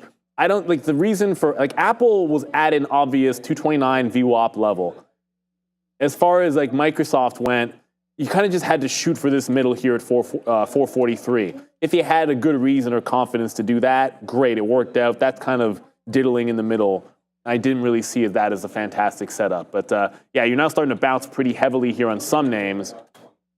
Nvidia is really starting to press. Yeah, Nvidia is trying to press back into VWAP as 20,000 ends up holding. So that was a good spot to take some profit on shorts. It was a good spot to reload any longs that you happened to like. Like if you liked Apple or Nvidia long, maybe you're dip buying Nvidia. That was a good spot to make a reload. Tesla bounced off 246 as well. So you could have gone a lot of places. I just prefer the strong name. Yeah, no, that bounce coming in, bounce is about 25 points off of that 20,000, but coming right back in here. So again, yeah, initial test. Can we expect a little bit of a bounce? I always ask myself, yes, I think we can. But we've been consolidating right on top of it before. So how far does that bounce really go? Only about 25 points before coming right back in. We're only about 9.7 points now away from that. Yeah, look at SOXS. SOXS is screaming to the upside right here. All the, I guess, any sort of size on the ask is getting taken out. But again, it's a pretty thick book on SOXS, being an ETF. Traded about 71 million shares on the day today. So definitely doing a little bit of relative volume. Started off with over 5. And I was saying this earlier as well. I was like, oh, SOXS might be something interesting to watch for today. And it's only done an uptrend all day with tech kind of selling off. Now, I'm sure if you look at SOXL, similar story, but to the downside as well. Wasn't doing as much relative volume here. And let's see how much volume this one's been doing all day. So 80 million. So roughly around the same what do you call, volume as SOXS. But dollar volume, SOXL definitely doing a little bit more, as it's over double the price, doing almost the same kind of volume there. So a lot more money kind of running through SOXL versus SOXS. Yeah, volume matters. Sorry? Volume matters. Yeah, definitely volume matters. And do you like to take a look at dollar volume as well? Like notional that's been traded on the ticker 100%. So far, right? It's like, I always want, if you're choosing if I'm choosing between two things to express a trade on, and I have no reason to like one over the other, then it comes down to notional volume. Which one has more dollars going in and out of it that day? That's simple. Because that means there's more liquidity on the way in, on the way out, more decisions getting made. That's what you want. That's why we trade IBIT. When I trade crypto, if I trade ETF, I'm just simply trading IBIT. That's the one that's doing the most, at least the last time I checked. I haven't checked today. I'm assuming it's still doing the same thing. So as I'm a little bit skeptical in this bounce, seeing as it doesn't really go more than like 50 or 60 points off 20,000 and we can't seem to follow through, and it's a weekday, if we get to the top of the range on Apple, which is about 229.70, that's where we look to jam out of the trade. Right? Like it gets up here, I'm out. Keep it pretty simple. Mara with 55 million volume breaking out, says Rohit. Really? Still running? Oh. Wow. What am I doing? 25, as if it bounced exactly off $25 just now. You had one job, which was to wait all day for it to look like a good long at 25. All day. I didn't trade it this one time. I said, there's only 3 trades I want on Mara. Either it looks good as a long at 25, looks good as a long at 24, looks good as a long at 23. And that's it. So one of these even dollars is going to set up because it does every single day.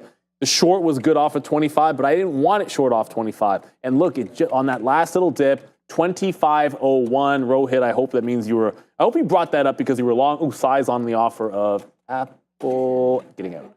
Apple just had a seller as it pulled into that top. It was enough. I don't know. You only have like a few hundred lots. It just basically got up here into the low 60s. The second time it tagged there, someone jumped in for 10,000 trying to sell. So whatever, that's adjacent to the level. We're going to jump out of it. But the big story for that trade and the reason why you're ringing the register is at 20,000, if it doesn't fall over itself, look for that reversal trade. If 20,000 doesn't actually break, well, then what's your long trade? Are you going to scalp the futures? Sure, you can. But how about something which isn't nearly as weak, that isn't at the lows, which might be able to recover or at least not lose as much if the worst happens? That was Apple, quick little scalp trade, much better on the 30,000 or the 20,000 fail break than it was the first time we took that long off 229. See more explosion when it was trapping people into those shorts. But yeah, great look on Mara. Can't really argue with that. That's a dip right into 25 even after holding, and you've already got a couple of points. 4.5% downside. You have to bear with me because I haven't looked at Coinbase today. So that made me think of Coinbase 250 and what is going on with this stock. Not really a level today. More like 248. This is holding up and trying to break back out. Yeah, you don't want to, I mean, it's like Coinbase is at a resistance spot and probably due for a pullback, but it looks interesting. Intel still looks heavy though. I just heard keys. I know you just added to Intel. We're breaking fresh lows on the day. I know because I'm like, I don't know. I should add more earlier. I'll get a little bit more here. Not the best. That's hilarious. You know, I got filled on the bid when, like exactly when you hit that key. I mean, like I said, maybe not the best place to kind of add. You can't make it up. I heard Obi hit the key, Yeah, and I'm no, like, I oh, did. I just got hit at 60. Did you hit 60? I was just taking the other side, you know. Yeah. Oh, Whatever. It's the low of the day. It happens. yeah, right? It's I the low guess of the day. Low of the day decisions can be potentially made there, and we kind of pop right back in, still holding that trend, making lower lows, lower highs there, and yeah, definitely like and subscribe for sure. Don't forget. Oh, you got to put some flavor in course, it. Obi, of you've been short Intel all day. Obi was short when everybody was bullish on Intel this morning. Zoom that chart out a little bit. Like this? I don't have mine's not zoomed out. Yeah. There you go. That's much better. I mean, I shorted every price on the way down and then a little bit here as well. So I'm like, yeah, I guess I had the idea. I did get stopped out on the first one, which was, you know, not too Hit bad. the like and subscribe because Obi fought Intel for everybody. Well, I don't Including know my about- long-term I don't know about account. that. Including my long-term account. Thank you very much, Taking Obi. the trade. Putting your personal gains against my daughter's education fund. Wow. And I mean, and anybody. You got to make it personal. And what's all right? amazing about- Okay. No, I'm joking. No, Here's the thing no, about her the market, education, you her know. education fund is literally in the most boring stuff of all time. You think I would be betting on Intel with my daughter's education fund? I mean, I'll take a bet in the stock, but I'm not an idiot. I mean, come on, son. That's in all the safest stuff out there. We're just having fun with it. Hit the like and subscribe if you enjoy the show. We try to have fun around here. And look, sometimes we'll be in different positions. There was a point today we were both like 20 cents in the money. I was long Intel at 34.60. You were short Intel at 35 chain, whatever. It was like a 50-cent spread. It was right in the middle, and we were both in the money on the trade because there's always an opportunity for everybody. That's what we're here to do there. And yeah, we're just messing around here. All I have to say about that, if anybody ever brings stuff like that up, I'll be like, it's a PvP game. It's a player versus player game. Understandable, like how it kind of works. Like it's what was zero sum, right? It's a zero So sum. if someone's winning, someone's losing. If someone's losing, someone's winning. At the end of the day, PvP game. We just got to get good. That's all I have to say about that. But yeah, no. People, you can call it cold. You can call it heartless. Shout out to the weekend. But you know, yeah. Heartless, Kanye and The Weeknd, of course, two great artists. Shout out to both of them. But no, definitely vibing a little more to The Weeknd. But Kanye is awesome. I think old Kanye, beautiful. Yeah, I'm gonna go with yes. I strongly commend that because look, man, you know. And I appreciate all the kind words in the chat. I have an allergy to not being myself and speaking my mind, which is a problem sometimes. And Kanye, sometimes genius is a little bit different. Mm-hmm. And the first time I heard that dude through the wire, I lost my ish. Like it was just unbelievable. And now, I don't know what to say. He's still musically obviously a genius, but things have changed. Yeah, Kanye. I mean, things have changed. Life will do that to you. Yeah, like normal life. That's not life doing it. I mean, no, I'm sure. But you know, things change. Artists change. Music changes. Unfortunately, a little bit. You know, but The Weeknd has nothing but aged like fine wine. I'm just gonna say that. But I'm more of a Silk Sonic. Okay. That's my ish right there. I've heard Silk Sonic. I mean, don't even get me started. Because if they had those joints when I was in high school, it would have been a serious problem. Legit. The market's retesting this $20,000 level, probably 20,000 level on the NASDAQ. We're not quite at 160. There was a question, did AMD get down 10%? It is not SSR yet. It has not ticked 10%. I got it. It has to make a fresh low here. 160.5 is the bottom. It would have to break a fresh low. So not yet. Doesn't mean it can't do it. It just hasn't done it at this point. Apple, maybe we get another chance to rinse and repeat on Apple. Let me zoom it back in for you guys. If we get a chance to rinse and repeat on Apple up at the 229 level, we will. I just think if it does it again, got to look for the first out in the 25-30 range, maybe. and then make the decision at the right spot. Like the first time it was the quarters, and the second time, I guess because I was watching the snap on the 20,000, I wanted that first push instead of waiting for it to give you a reason to get out. Like it gave you a reason to get out up here. There wasn't a reason to get out there unless you were working off that high. And that's the thing about trading. Like there's a reason to jump out here because it's a level, but there isn't one to get anything out 15 cents in the money. None whatsoever. It's working. Why panic out when it's starting to work for you? That's what's all about. Meta in the chat for a lot of people. Yeah, a lot of people talking about Meta. I can't, you know what's weird? Meta is not one that I expected to be this bad today. We knew the chips and we knew tech was going to be bad. Obviously, Tesla, Nvidia, AMD, I'm on board. I can understand all of that. But Meta, I kind of thought had a chance to hold on to the trend on the daily chart. Instead, the trend is now gone. And Meta had one of the most beautiful, in complete hindsight, this was probably a short through 470 breaking this trend line. If you have a trend line that's lasted from October 2023 is the bottom of this trend line, when it double tapped $280. That's the trend line that just broke on Meta today. So in complete hindsight, if you're a Meta trader, then when it lost 470 bucks, look what it did at 470.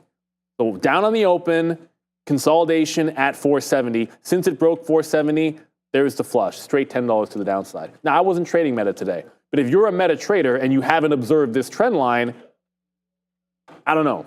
Maybe, yeah, you should have been. And then 470, that's the breakdown on the 3-minute chart. Tries to bounce. When it gets through for good, bye-bye. So look out below. Yeah, Fiddleback, I'm with you. Here it is. Meta is so cheap compared to the other Mag 7. That's kind of why I was half expecting it would have bounced off of that trend line and found support. But just because you think something might happen doesn't mean that you have to bet on it, because staying short was a better way to go today. Yeah, definitely. I mean, That's across simple. the board, right? Everywhere. Yeah, everywhere. Unless it's a lot of places. Unless it's something Caterpillar, like, UNH, Yeah. J&J, everywhere. like those things, Yes. yeah. Well, Caterpillar was weak today, but J&J, yeah. J&J for sure. UNH, another one. Oh boy. Continuation trades, right? Success. You know, any of the inverse ETFs, any Yes. inverse instruments as well that kind of go against tech or even chips there. Positive on the day. So yeah, those are definitely good looks there. Schwab coming right back up into that VWAP where we've been selling off of over and over. Well, not over and over again, maybe like once or twice today. Ooh, that looks 3 good. times. So it looks pretty decent here. Now I'm looking at how much time is left in the trading day. 40 minutes. 40 minutes, roughly, give or take. Do I really want to play this for the last 2 15-minute candles? That's the question here.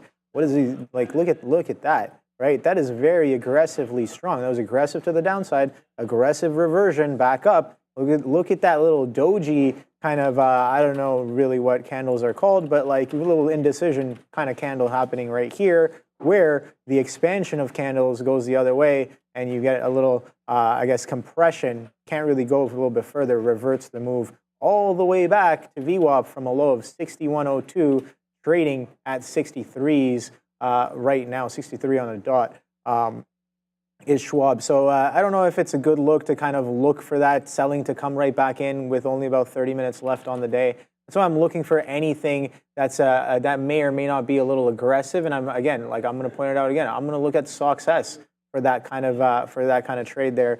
If chips start to revert, I think that success, even SOXL, depending on which way you're trying to go, there might be an interesting look. Now that's just my opinion. That's what I've been waiting for all day. It could not come. We talked about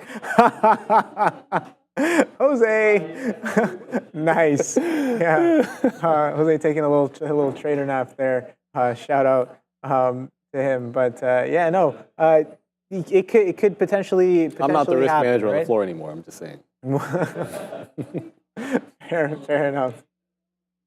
You gotta preserve mental capital. Yes, 100%. I mean, I was taking long blinks at the desk earlier. I mean, you know, yeah. I mean, I wasn't sleeping. I was taking like long. That's what I was saying. I don't think Ramin was here for that. I was just taking really long blinks, you know. And when I opened my blink, I might have missed a couple of trades. Oh goodness, but, what's going on? It is what it was. Yeah. No, you know what? It is what it is. I'll tell you this right now. I don't care what you do. Let me go to Rivian for a second. I don't care. At the end of the day, like I've taken naps in the middle of the day as a trader. Yeah. It's better than over trading, and it's better than giving 100%. Back profits. And let's be real. Today was the kind of day where if you found your way into any short, like you look at Tesla, you would have made money today. So look at the range this afternoon. I just got out of Rivian. Rivian consolidation was like earlier in the day. The consolidation is a full like 30 cents, which is 1.5%. This afternoon, it's like half that, and it breaks up. So I'm not even reloading the stock. It's just not doing anything. Intel, which has one of the bigger ranges, like look at Intel over the last couple of days, you know? And look at the range this afternoon, 34.80 to 34.60.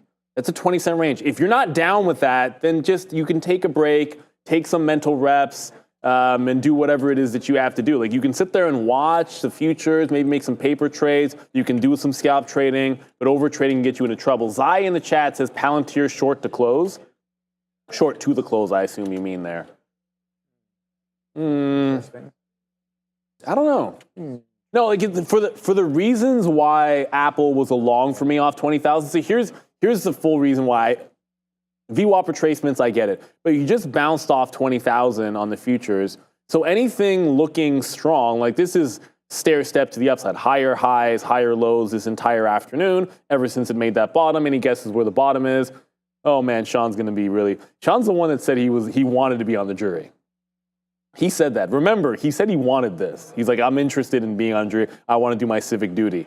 Well, his civic duty was to buy Palantir at 27.5 again. So I'm not complaining about my day, but Palantir came to 27.5 again. So shout out to Sean for doing his civic duty, and hopefully, if he's on a trial, is a short one. But if we're bouncing off 20,000, I would rather not short something which has a little bit of relative strength to it. It doesn't mean it's right or wrong. It's just the way that I would approach it. You can probably get something with a 10-cent risk, and if the market flushes from here and we lose 20,000, you're going to be laughing.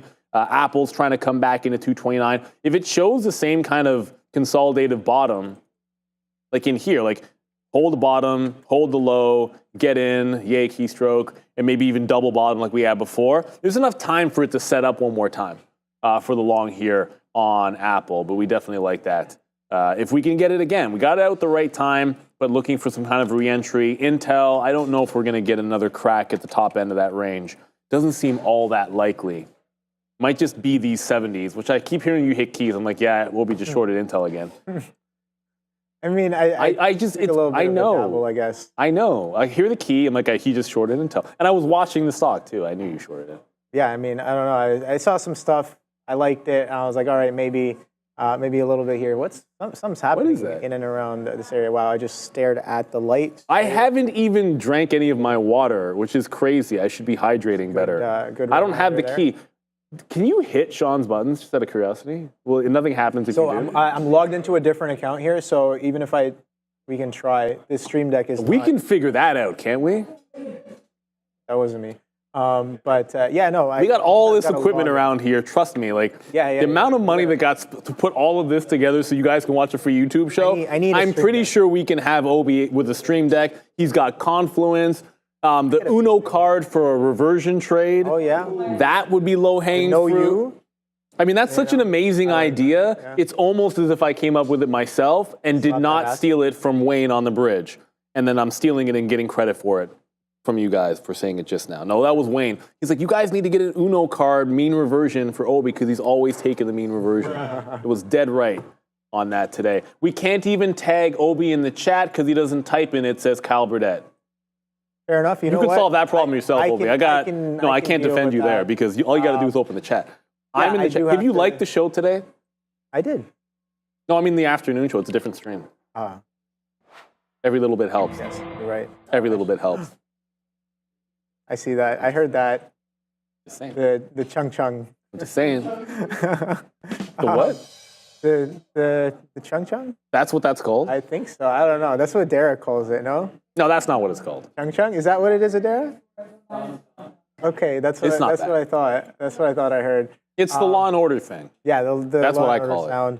Okay, so Hey, Nvidia. bit of a pullback happening, break of trend here on SOXS, and I'm looking at it, I'm like, all right, well, I got to give this about 30 pennies worth of risk here.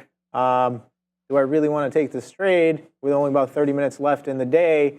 Intel coming right back in, Qs are bouncing. Let me take a quick look. Are you looking short on SOXS? Yeah.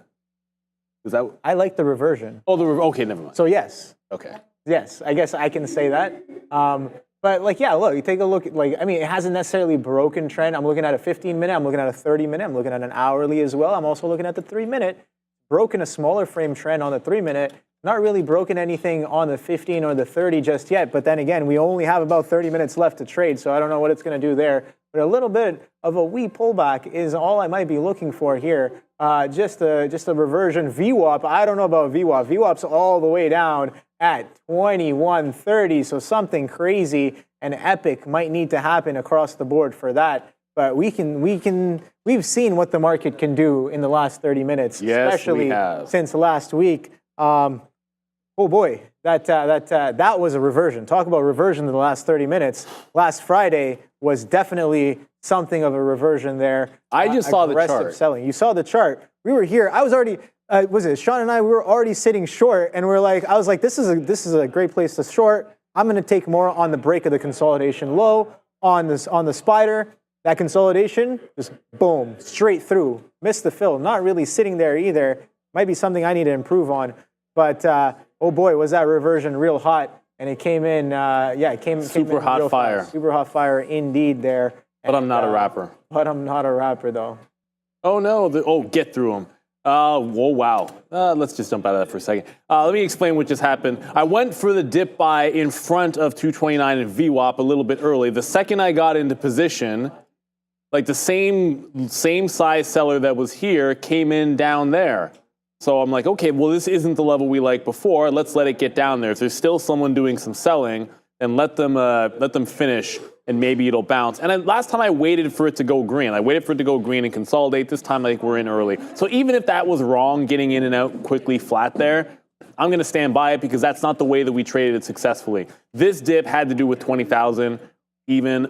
This one, I'm catching the falling knife, is a little bit different. I will reload Intel, though. I don't mind. If we get right back in and wick this 3480 again, I'll try to reload that, but it is bouncing to the upside. The NASDAQ has not broken the top of the channel, but 20,000 held. Remember we said, I don't care if you see 1999, it doesn't mean that 20,000 is gone and this market is going to flush. There's your reversal play. Probably should have found a secondary long instead of only Apple, but that was the one, and it's still pulling back. As the market's going higher, you still have Apple holding these lows. It's probably the right call getting out. Not as strong relatively as it was before. I feel like that flipped over to some of the chip names as we're going to go to Adara. Ooh, Nvidia at VWAP. Let's take a look at some of these S&P 500 names making some outsized moves as we end the day that maybe we haven't discussed as much. Two of these are going to be earnings names continuing from yesterday. Charles Schwab, the first one here, SCHW. This one, of course, did actually hit short sell restriction yesterday, down more than 10%, falling another 7% plus here, at one point down almost 9%. After getting a series of downgrades following the earnings, including a downgrade to hold and a price target decrease from TD Cowen. Next up here, we have UNH, United Health Group. This one getting an upgrade, so opposite here, continuing to the positive side on day two earnings. Lots of positive analyst notes and a buy rating and price target increase from 481 to 641 from Jefferies. So good look for UNH. Last but not least, META. This one down almost 6% here. We did discuss this one earlier, but this one actually is trading lower alongside Snap and SNAP. We did have Donald Trump yesterday saying that he is, quote, for TikTok. So potentially one reason that this name, in addition to overall tech weakness, is a little bit down in the day, guys. META. Much weaker than I was anticipating. There's no question about that. Early look on these imbalances here. Wow, that was a quick retrace on VWAP of Nvidia. You had to be really quick on the trigger for that one. Enbridge, $2 million to the sell side. You got BNS, Bank of Nova Scotia, $1 million to the buy side. GE, 800,000 sell. Oddly enough, really nothing there. Palantir, that's from the morning. You have the time code in there. So not a heck of a lot by way of the imbalances, at least early. You still have 15 minutes before they do eventually come out. I think we sniffed something on Apple. See? sometimes there was a question about like tape reading. Like with all the algos out there, like what's the point of tape reading? I will, well, no, but I will grant you this. I've been I'm trading long enough. I don't have to say how long because I'm old. But obviously, tape reading 20 years ago, I can admit that, is not the same as it is now. When there were less algos, you could trade you could trade momentum stocks successfully without even looking at a chart. Now you can't really. I don't think you can do that as much anymore. But there's still going to be spots where you can see something obvious, like.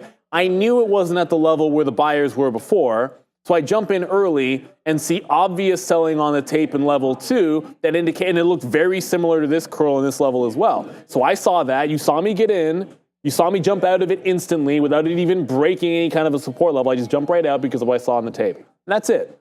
So there is, now obviously it should have gone short, but I didn't have a reason to short Apple in that moment.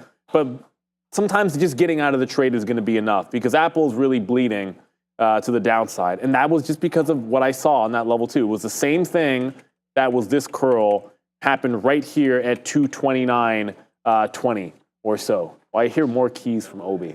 Yeah, no, look at that success just ripping right back up there. So I was like, yeah, okay, well, missed it a little bit here in the 40s for break a trend there. And then, no, I'm not in success. Oh, okay. Yeah, I was like, all right, well, do I really want, now it's like up here when we were talking about it, we're in the 30s. And I was like, oh, about 30 pennies worth of risk if I'm risking to high a day there. And then it flushes another 15 pennies down into the low 20s. And I'm like, all right, well, if it's going to do that and do a little bit of stalling there, don't necessarily want to stay involved with, or I guess not really chase. I don't want to chase that move there. And yeah, so I might stay a little bit patient. Again, we only have less than 30 minutes left in the trading day there. So I'm trying to be a little specific with what I'm looking for, how I want to trade it as of right now. Again, some of the better trades I definitely missed in the morning. Not really trying to force anything with I guess, limited time left until the bell for today. And tomorrow's another day, right, Neil? So it's like, all right, cool. What's the next trade? It might not be today. Look at Walmart. Oh my goodness, so many things out there. Carlos in the chat, Walmart high of the day.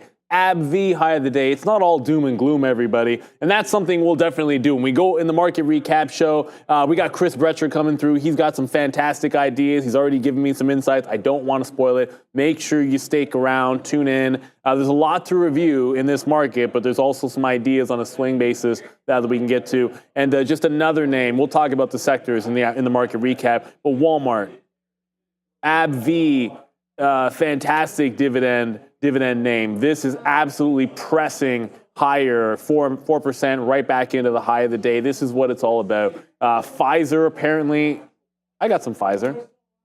It's not that good. Pfizer at 30. Yay, Pfizer. I know it failed 30 this morning, but Pfizer, the level has been, I'm not going to pull all the way back out to the pandemic bottoms, but 26 is 25, 26 level. It was a thing in 2020, so it's a thing now. It's been the only place remotely worthwhile buying on Pfizer, and suddenly it's giving you some reasons that this can be an ad. I have not added to this position since it like double bottomed. I didn't take the last salvo, but it's starting to look like this could be something to add into. Above the 50 and the 200 period moving averages, breaking out on the daily, this $30 level, potentially, that looks pretty solid to me, but we don't have that much time left, Obi. I don't know if you got that trade or not. I missed Nvidia, wasn't quite fast enough. I don't know if I wanted the second time through. Nvidia looks pretty strong. So I'm going to stay away from it. Don't want to give it back. Don't really have, well, we're going to have some LFT if Intel breaks this 80 level because we reloaded it here, 72s and 73s. So I have 72 half, it rounds up to 73 again, but that's been the same level that we've shorted it. Usually we've pressed back into this 34.60 level. Let's see if we can do it one more time for the road, Intel. Yeah, some crazy, I mean, not necessarily crazy, but some interesting stuff happening here on the book. Some reserves, I guess, both on the ask and on the bid a little bit there. A lot of mid prints going through as well here on Intel. I'm talking about Intel. So yeah, some volume doing a bit of a churn going into the end of the day here. Only about 22 minutes left now. Futures haven't really gotten anywhere for the past, I guess, few hours there. Still holding on top of that 20 thou. Can't even make it distinctly past that 20 thou 50 mark on the DAC there, and same thing with ES, kind of sideways consolidation, sideways action there happening as of right now. So I don't really have too much else, I guess, that I'm looking for. Like I said, what do I want to do for the last two 15-minute candles? I don't really see too much here. I'm in what I want to be in, and I guess SOXAS not really doing what I'm, or didn't really do what I'm looking for there as well, kind of pulling right back in. Had a bit of a, I mean, if you want to call it aggressive, there was some volume that was picking up there, but it kind of just stops in the 20s, 2220s there. Again, not that strong of an ATR on this vehicle here, but again, when it gives you a few pennies there, 20, 30, 40 pennies there, sometimes that's all she wrote. So you got to keep that in mind. I feel Schwab ripping right past that VWAP. There comes a little bit of that futures action right back down. Apparently, let's see if we can get into that 20 thou with the last 30 minutes. In the last 30 minutes of trading, only about 10 minutes left until these imbalances come, Neil. Yeah, and I see that you are looking at Schwab as well. We talk a lot about the short sell restricted bounce, and the reason why traders like it is because if it starts going and catches a bid after it's 10% down, you can get moves like this in Schwab. And like you have it on a 15-minute chart, you just don't have a red candle since like 1:15. It's just all green. Like once it makes the bottom and starts to go, the short sell restriction just means if someone wants to hit the bid to enter a short position, the last print has to be green.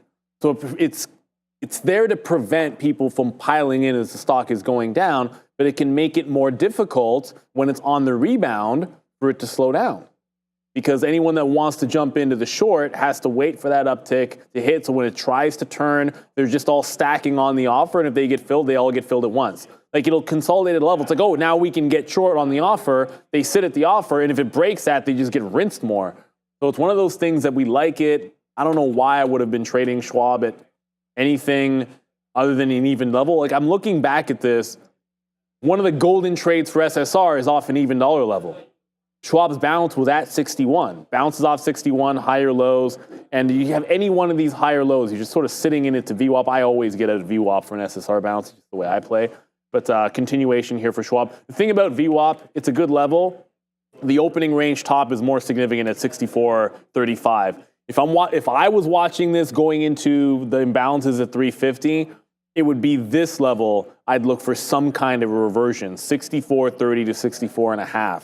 VWAP is great, but the opening range, like first available dip, and then confirmation of the short was right around here at 64.30. That's got to be the level. You still have a ways to go, 10% to that. Ethan Hunt, what happened to GameStop? I don't know. It still exists. Good question. That's a good question. I've got my ear plugged in. I have not seen or heard anything. But GameStop just did what sometimes these things do. Sometimes a game of front hand, backhand goes awry for you. It's not safe sometimes, but look at that. It's a lot of volume. Usually that's not just a technical break. I would suspect if it's making this much volume, there would be a story here, but I don't see anything. Big time dump in GameStop now. Not really breaking this trend on the daily. But it's been multiple days in a row that this was going to the upside, and look at it give almost all of yesterday's gains back. If there isn't anything happening, I don't wonder if it can't bounce off 27. But yeah, I'll keep watching Benzinga. If I see or hear anything, I'll let you guys know. Nothing's hit the wire. There's such a strong reserve that's happening here. 34.70, first on the bid, now it's hitting the ask there. Now, again, a lot of mid prints going through on top of the 60. Dude, chunks are going off in the midpoint. Yeah, so it's like, I mean, we're closing in to the end of the day here, right? So maybe some interesting stuff, 20 thou potentially coming back in. What's going on, Adara? Keep an eye on the Simply Good Foods, SMPL. This one falling a bit here with increased volume, circulation of a rumor that a popular stock service has mentioned the stock as a short idea with a $20 price target, which would indicate 33% downside. So again, very unconfirmed, but some rumors of a potential short thesis here on SMPL, guys. Sure that have that story on GameStop too? Like, like GameStop's I guess I was continuing, gonna check my and it's still falling. It's late in the day. I got to get up to the desk in about 10 minutes or so. It's so tempting to look for a trade on GME. I don't like trading blind. I actually can't stand it, especially if I feel like something is a bit awry. There's no imbalance or anything. Like I can look here. This is a New York stock. If this was like early imbalance related, you would see something. And it's done 20 million shares. It's still all the same names that we had before on the imbalance locator. But wow, that's a pretty large flush there on GameStop. While we were getting distracted, oh no. Yeah, what's going on? Look at like Apple actually, this is a real wick. Like we got away from Apple. I'll zoom back in so you can see the actual 70-cent range a little bit better. But Apple really liquidity grabbed underneath VWAP. That was deep. Like it broke VWAP, went another 40 pennies down, and then recovered. That's a hard one to get into. Like you really have to just, hey, we'll just average down against it where my stop would be. Or I think the better way to play it, it does the wick. Once it's back above VWAP, you could be long right in here at 229 even. I was not, I am not, but I'm now going to be watching GME. Ama Hamada, you're still holding Ford. It might be an out now. I still have some Ford shares in my personal account. I know I said I was going to get out of this if it couldn't hold support. Well, it held on to support, so I didn't cover it. I think I still have an offer that's good around $15. I'd have to double check. I am looking to get out of the stock. I said either it breaks support or gets to 15 and I jump out of it. I just want to put the money somewhere else. But it's not at 15 yet, so technically I'm still in it. I should probably trail out of that thing. Ford, this is not a very good move for Ford. I know 11 to 15 seems good, but look at the daily chart all the way back to 2020. That's not good. The better name, here's a better name, is GM. GM better than Ford. I owned GM from a very, very long time ago, but Ford I had bought more recently at that $11 level. But GM, one of these charts is better than the other, and if you can't tell which, I just got out. 3480 broke on Intel. That's probably my last trade, unless we get something on the imbalances. If you can't tell that GM's better than Ford based on this chart, I would be considering maybe getting out of some of this at $50 as well. I think the autos are, like, they're just more trades to me than holds. Legacy auto. Not buying them. Yeah, no, for sure. A little bit of a pop back up here, and look at that. SOXL is coming right back down in with a little bit of a bounce coming in here on chips. I guess when I say on the chips, I just mean on Intel here. Again, we saw that 70s, a lot of reserves, a lot of churning happening right at 69.70, 34.69, 34.70s, and then we get a little bit of a pop into some of these range highs here. Again, going into just 3 more minutes left until these imbalances come out. So interesting stuff nonetheless. Are you guys watching anything going into the close? Let us know. I know I'm watching this Success and this Intel. Just trying to keep my, focus slightly narrow in terms of what I'm looking at. You got to work right on now, that. But I do have to work on that because there's no, so much opportunity. the fact that you get so distracted by so many symbols all the time, OB. I was actually going to say something at lunchtime. That you gotta narrow. Make sure you're only looking at that one right stock. Don't change. No, don't change. Like there's a line. Eddie Murphy had this one. It's one of his stand-ups, right? Where he does a stand-up where Bill Cosby was getting on him for cursing and all that stuff, and then he's talking to Richard Pryor, who's a legend, the GOAT comedian, and he's like, "Look, man, when you do your bit, do people laugh? Yes. Do you get paid? Yes." And he's like, "Tell Bill to shut the you know what and keep doing what you do." I'm like, if what you do works, then just keep doing it. Who cares? Yeah. If you're a penny stock trader, I remember when I was early in my trading career, I had guys on the floor would be like, making money off penny stocks isn't real trading. People would say that to me all the time. And trust me, I'm like last time I checked, when I get my commission check, and when I put a down payment on my house, I'm paying for my kids' future, nobody cared. The bank actually didn't care that I was trading penny stocks. Now, obviously, if I say that at a party, it's not cool. But it didn't matter. Like, money's money, man. Do you. Don't worry about, multiple, whatever. Trade one stock. Trade 10 stocks. Trade 20 stocks. Yeah. Trade XLE and XLV, says Charles Butler. And GME is coming back. So I suppose if you said there's no news on GME, buy 27s, that actually would have worked out for you. So yesterday's bottom, sometimes it's that easy. That's not my chart. There you go. Yeah, look at the level it bounced off of. Technically speaking, perfect. But I thought there was news. There apparently is no news on GameStop. It's going down for reasons unknown. It bounces off a technical level and gives you 50 pennies. So not too bad. Yeah, that's a good line. Skiing rooster, if it's legal, it's all good. Yeah, exactly. Are you allowed to do it? Yeah, of course. Yes. Does it make money? Yes, then go ahead and do it. You're not saving lives or anything when you're trading. You know, it's not that kind of a job.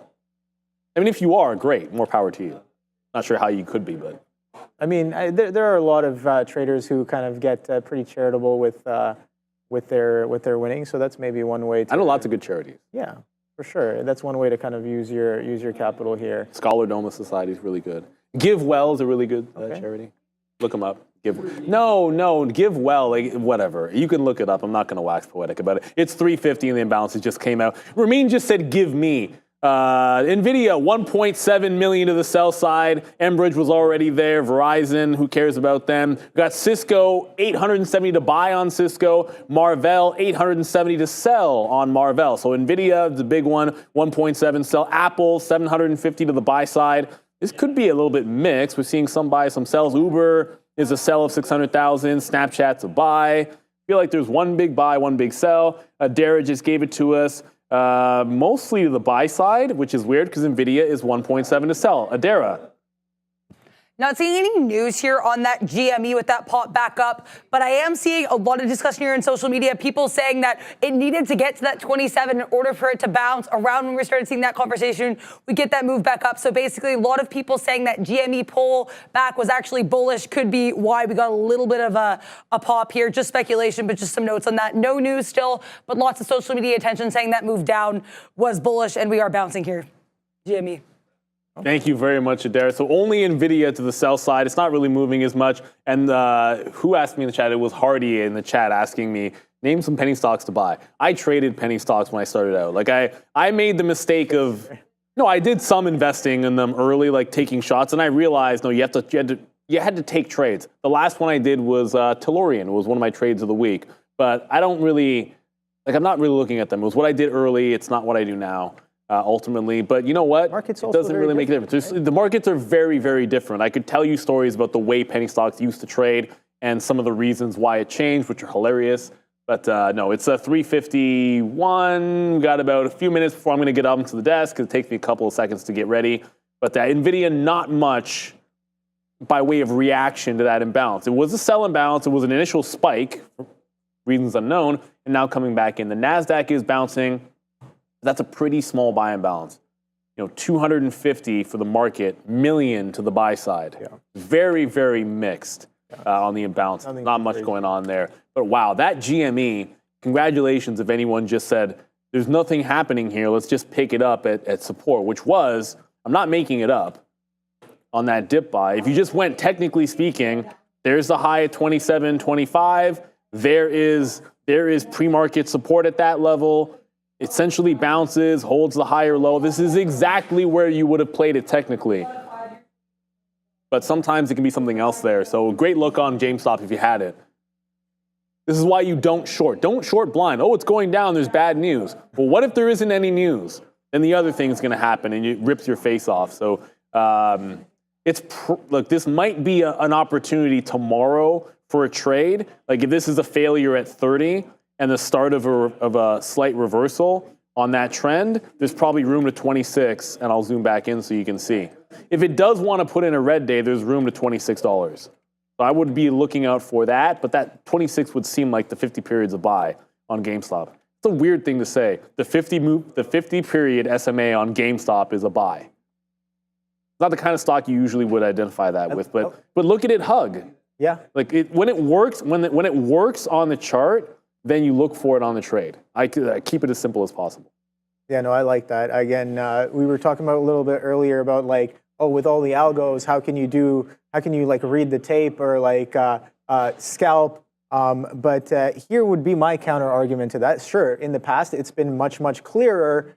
But something what I've noticed, and I say this, I reiterate this a lot, is distinctly different, right?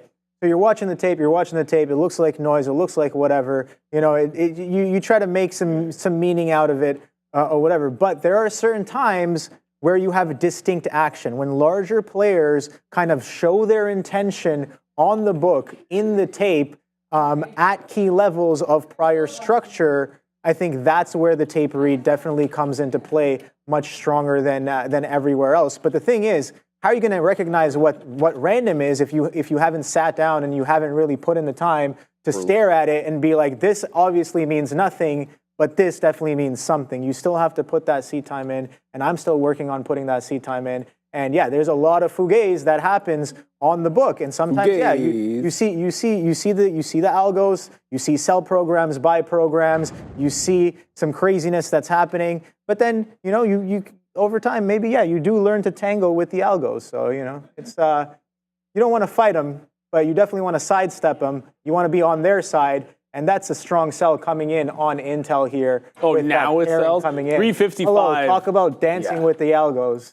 Exactly. Let's go. 355 on the pairing event. That slight buy in the market probably paired off, I'm going to assume. There's Intel. AMD, it is way too late in the day. Yeah, it got to 160. So AMD does eventually get to 160. There will not be a bounce trade. SSR, obviously it's 355.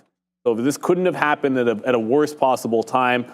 There's some shares on the bid, but they just chewed through that like a hot knife through butter. It's about to go 10% down. So the good thing about the SSR rule is even if we don't get a chance at a rebound SSR play on AMD today, as long as it gets to 10% before the close, it's SSR tomorrow. So now no, just get to 10%. Like, why would you even want to not just get to 10%? SSR tomorrow, the bounce is better. There's no time for the bounce to do anything here for a day trader. And now that I've said it, and I'm showing you this silly chart, AMD has decided that it does not want to get to 10% down, so there will not be an SSR bounce tomorrow. Doesn't mean it can't bounce, but be a lot cooler if it did. I'm going to get up to this. I'm actually really disappointed.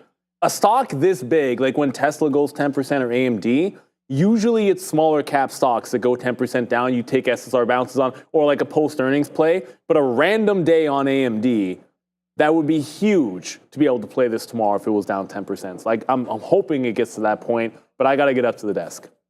Yes, sir. Thank you, Neil, again for a great trading day here. Shout out to Neil for dropping all the knowledge and dropping all of, again, some good trades. I know Intel, we had some, exactly, right? Wow, SOXS, look at that rip up. Look, what's happening on SOXS? Is that real?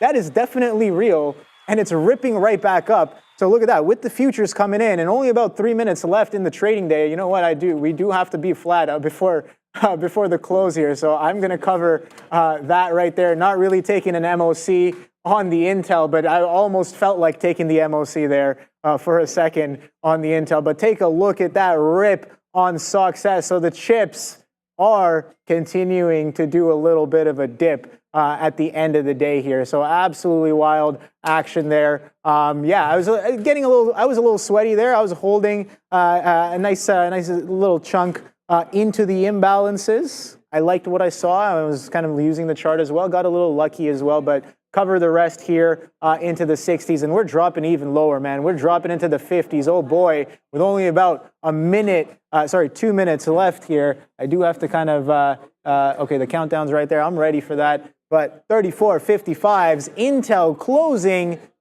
weak on the day, printing lower lows, fresh lows even, 34.54s. Got a stack on the bid, got a stack on the offer as well. The book is thick, can't really do too much there. But yeah, no, the short was definitely nice throughout the day. I kind of messed up not getting involved here. 35 halves, that was a clean level. Oh boy, here comes 34 halves. 2,000 on the bid at 34 halves right there. Spiciness happening on Intel going into the close.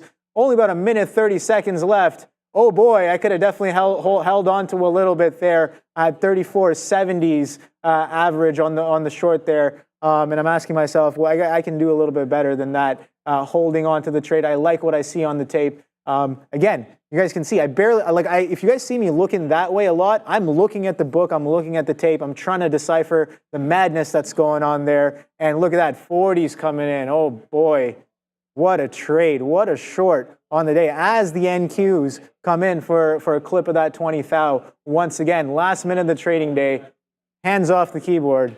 Look, come on, no hands. Intel coming into 3440s.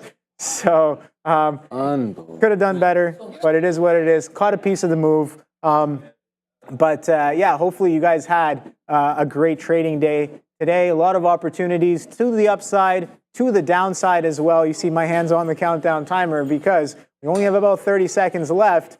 3440s as well, 20 seconds left. Got the finger on the trigger there. I see that Adara's right at the bell. So in about 5 seconds, I'm going to be pressing this button here. And there goes 20,000 right through. Oh my God.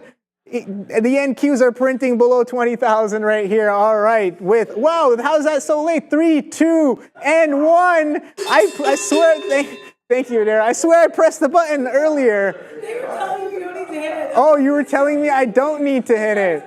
Damn. Okay. All right. So from now on, the countdown timer has been dealt with, and I guess I don't need to hear it there.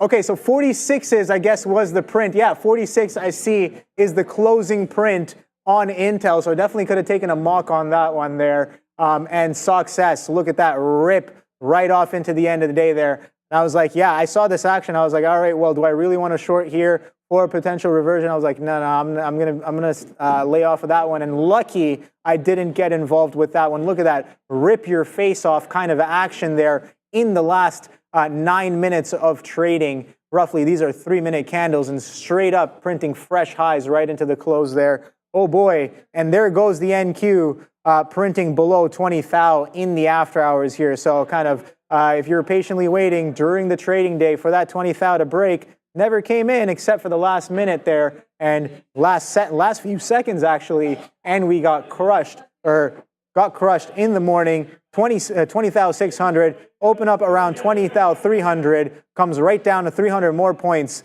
to the downside here. 20 thou breaking. So let's see. I know somebody in the chat was saying, oh, we're going to be printing 19 eighths into the end of the day here. Close enough there. But the day is now done. The bell has rung. Hopefully you guys have had a great day. I want to thank you all for spending time with us. But don't go anywhere because Neil and Adara are there at the big desk for the market recap. Take it easy, guys. Have a good one.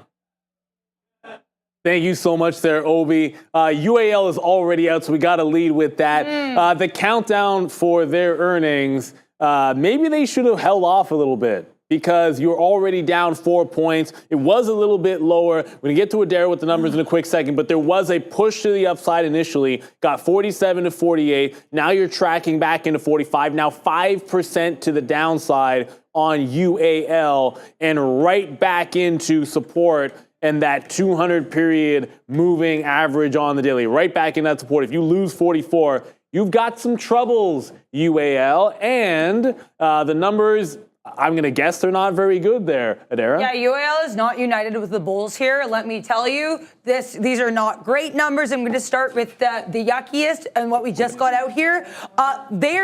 United Airlines here seeing Q3 adjusted earnings per share $2.75 to $3.25. That's well below the estimate of $3.43. So to clarify, their estimate $2.75 to $3.25. We were looking for $3.43 there. So way lower here, especially in the low end, but they're saying that they're expecting to see, quote, leading unit performance amongst their peers in the second half of Q3, so very specific there. They did beat here EPS for the current quarter. They did beat EPS here, $4.14 versus the estimates of $3.93 for Q2, but their revenue was a bit of a miss here. I'm seeing $15 billion versus the estimate of $15.06 billion, so slight miss for revenue, but that Q3 EPS guidance particularly rough here, guys. Yeah, you don't get to guide poorly.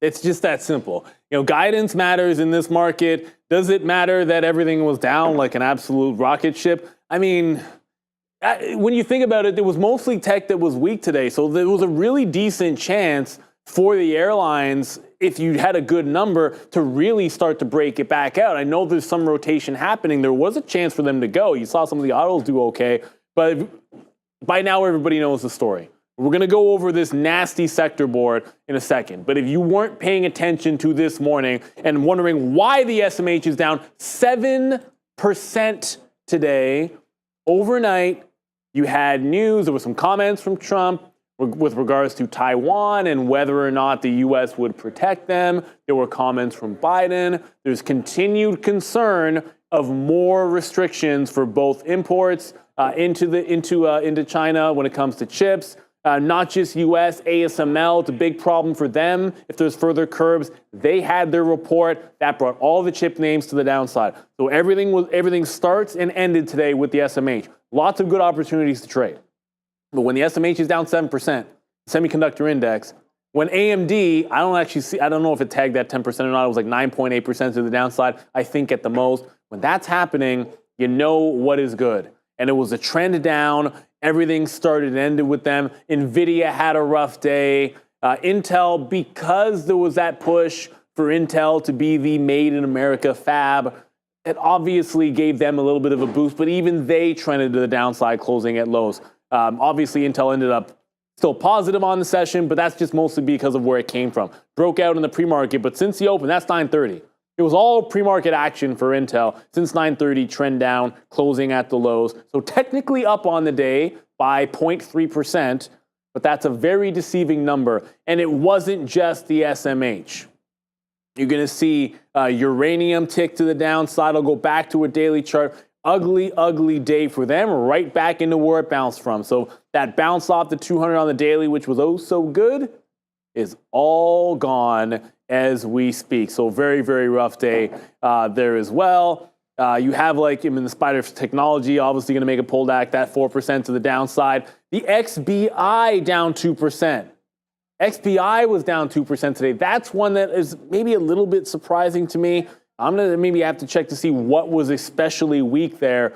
Not a very good day for the biotech. I know there was some strong moves in things like Pfizer and AbbVie, but specifically here, not looking very good for them. That is a standout, I would say. The NASDAQ, 3% to the downside, nasty. And we got to mention this, TAN down 3%. So you've been seeing the last couple of sessions, a bit of a pullback again in some lower highs. Bye, Fabian. Great day today, Fabian. Thanks, Fabian and Ramin, for everything they do. But another pullback here on TAN. With the increased probability of President Trump, it's just a fact. I think you got to look at some of those alternative energy names as looking a little bit weaker. It's just that simple. And they had a double bottom bounce that got faded, and I think you got to look for a little bit of weakness in the short term for those names. So not a very good day. Some sectors good. USO not bad. Wheat seems to always be good. You got to own some Berkshire apparently. Good day for Berkshire. Well, we got two Berkshire names reporting next week. We have Coke, KO, so Coca-Cola. Yeah. We also have its secret stock, which was just revealed, Chubb. Their CB reporting next week as well. But then XBI, I think part of that could be Eli Lilly, because that thing gapped down and basically stayed down. We did have Roche announcing positive results for their weight loss drugs. So Novo said no, Novo Nordisk. And Eli Lilly fell to the downside there as well. So that could be the XBI. I think not necessarily 100%, but Lilly a pretty big component there. So we did have that drop. Uranium was interesting too. That Sharif was mentioning that in the midday as well. Not a great look. But Cameco reports, I think, the week after next. So some of these uranium names could be worth watching for sure. Yeah, 100%. You're right about it. See, Adair's been in the game how long? I'm like, what's the thing why it was down? Admittedly, I hadn't even pulled up a chart of Eli Lilly today, but 100%. 4% to the downside for Eli Lilly. I would, just before we move off of the sectors here, I did want to acknowledge IWM with a pullback of 1%. So you did have the Russell. I mean, hats off. The last few sessions have been spectacular. So it was probably due for some kind of a pullback day. But that breakout, still very valid in the Russell. But a little bit of a pullback day. It doesn't even look all that bad, only down the 1%. I don't think it's anything that you would be terribly concerned about, but something to keep an eye on there. So the Russell, not great, but obviously a small fraction of what we had in this from before. When it comes to reviewing trades today, I think the most important thing would be, if you had that headline, you see what SMH did. It's not a matter of did you short, did you find an opportunity to get out, or get out of any longs that were going against you. It's where was your focus when you sat down. I think today was the kind of day that if you were just an overall momentum trader, if you weren't looking at chip names, then ask yourself, maybe it's something really, really good that worked out for you, but what's the reason why you didn't like the chips? Because across the board, and even Intel, which was strong earlier, all you had to have was them and then short the pops. And you could have flipped from one to the other. Like I went from Nvidia was the first short, and then I liked AMD better. I went to AMD, and then that was really good. And I shorted Tesla. I knew that would be in play. That was really good. Then we shorted Intel at the end of the day. Like you could flip around, and they were all pretty fantastic. So I think that's the real question in there. Just one more before we go back to UAL. It's starting to stabilize a little bit. And I think we showed you guys the daily chart. It makes a little bit of sense. If you're wondering why does it bounce off 44 like that? Well, this is 44. That's the 200 period moving average. It was support literally yesterday. And you could see it consolidate there for like 3 sessions in a row, 4 sessions in a row actually. And now it's making a bit of a bounce off that level. So sometimes you don't have to look too far. It was also a big, big play there back into April, bouncing and breaking away from that 44 level. So even though the guidance wasn't that good here at Dara, at least it's trying to find a bit of a bottom here on UAL. You're trying to get takeoff there for that landing. Just to go for those results again, massive miss for their EPS guidance for Q3. They guided $2.75 to $3.25. Analysts were looking for $3.43. So even the top end of that, a good 18 cents away from what we were looking for analysts. So that was really going to be the big issue there with those UAL earnings. Also, one thing to note as well with Russell, if I may, because you're just talking about the Russell 2000. One level that's been coming in for a few days now, I talked about it kind of ad nauseum today and yesterday, but that 222.10 area here on the Russell 2000, on the 5-minute chart, you can see how many times we bounced off it. We looked like we wanted to flat bottom break in the pre-market, then we bounce off, we jump like $3, we come back, we break below there for half a second, then we come back and we continue to bounce off it. So 222.10 on the IWM for what it's worth. It's been an interesting level on the chart and certainly an interesting level in the book and tape. That is one heck of a reversal trade. And we were talking about this with the other direction. Sometimes the best entry for a mean reversion isn't when it holds your level exactly. Either you're like, oh, I picked this level on the chart, it bounced right off it, I was exactly right. Who cares? It's actually going to move better if it traps people the other direction. Like as Adara said, when it breaks that support level, and then some people are shorting underneath, like flat bottom break, let's go, it's going to flush. But if it doesn't flush, you've got loose hands or weak hand shorts that are in here that there's no way they're taking that short in the middle of the, well, I mean, maybe they could, but there's probably unlikely they would take that short and be giving it all the way back into 224. It's just not usually that kind of a trade. So when it does that failure to break down, the immediate reversal, refine support, there's a golden entry off 222. When you're looking for trading setups, this is what you're trying to find. Key price level, confirmation, and then an executable plan. Yeah. And a stock that's moving, right? So IWM's moving. That's the other thing that's going to give you. So in spades there, IWM able to give it to you. Danielle in the chat, oh yeah, we're agreeing today. Oh yeah. We're short. I mean, like if you were short today and you lost money, there's some soul searching that you should do, right? Like at the end of the day, like I could have lost on every other stock and Tesla would have been enough. AMD was pretty good. Not everything was perfect. Oh, you know what? I'll show you one. This is jokes. I only showed it in the morning, but it was Sava. So I had Sava. Sava obviously got smoked today. This was the open at 9:30. Like I went to short into this level about 10 to 10:30, and it just broke it out on me. Because it was down 30% and short sell restricted, I didn't want to give it a ton of room because I felt like it could really gap fill being SSR. And right after I got out and started looking at other things, probably a good decision, Sava broke down back 10, lower high right at 10, went all the way to $9. So if I had just been stubborn about Sava, it would have been an even better day, but who cares? I can move on to something else that worked. I went right over to Tesla at that 248 level, which worked spectacular, 258 level, which was spectacular, and then over to Nvidia. So you have to be able to do that. I know we have Chris Breter. I just want to make sure he's locked and loaded, ready to go when we get that confirmation. I just did hear that we are locked and loaded. We've got Trader Talk, one of our favorite guests, as always, Mr. Breter. Hey there, how you doing? I'm doing. How you doing? I'm doing good, Chris. Got on there. It's good to see you. So first off, welcome Chris Breter from Simpler Stocks, one of our favorite guests today. I got to lead off with this. Were you short today? Well, just to let you know, good news and bad news. We were short Broadcom coming in, but it overshot our butterfly. But we were short a lot of other things. The thing is, like the lows of the world, it took forever for them to kick in. So, but finally, yeah, we were short. So now the next thing is, now that the NASDAQ has gone down this much, does the ES go down as much? So the big, we'll get into that in a minute. But I thought I'd mention your Cassava Sciences. I just can't stress enough how many times that I've seen that, let me get it up here, that when something gaps down, you don't buy it.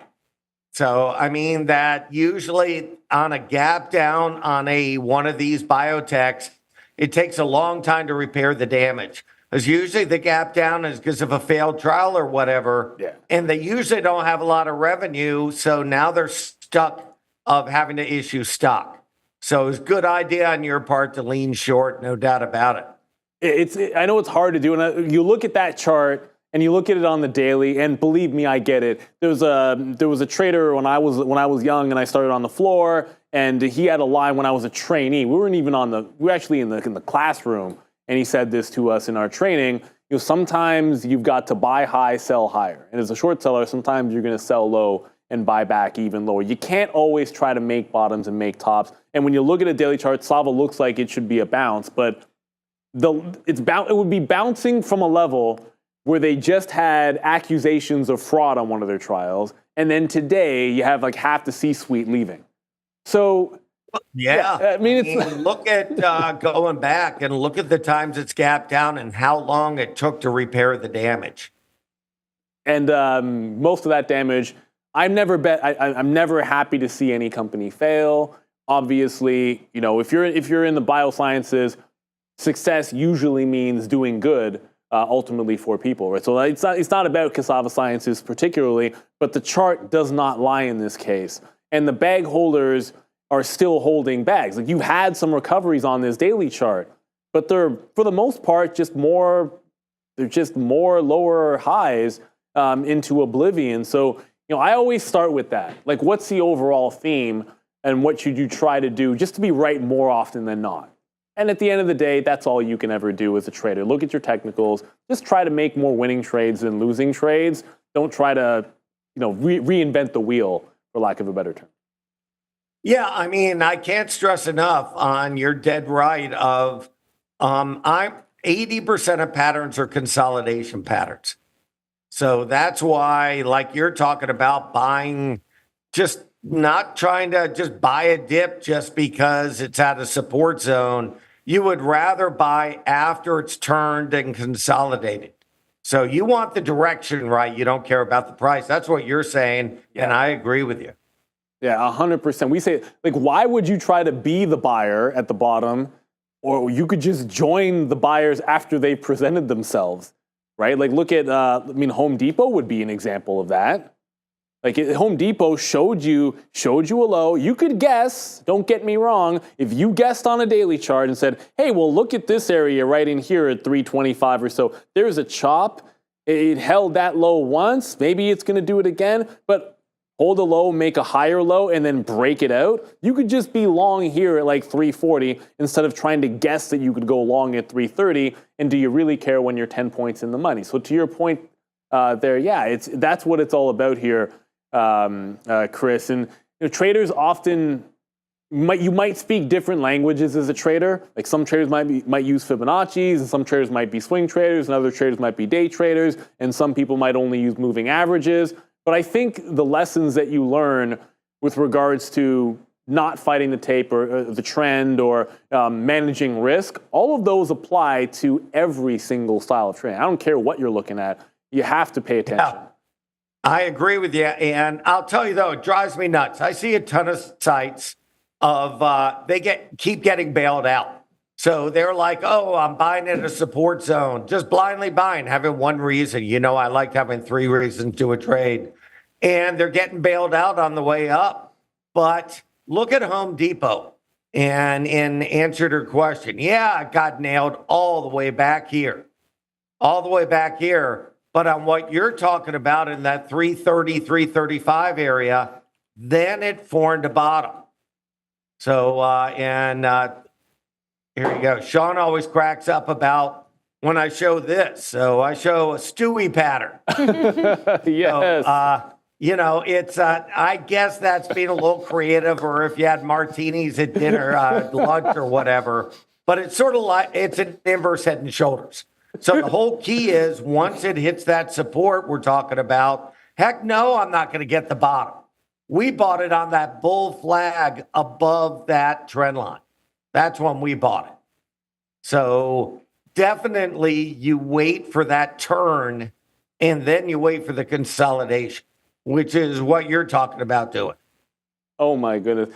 I'm gonna have to steal that. If I see that setup on our live show, I'll try to do my best to point out the Stewie pattern.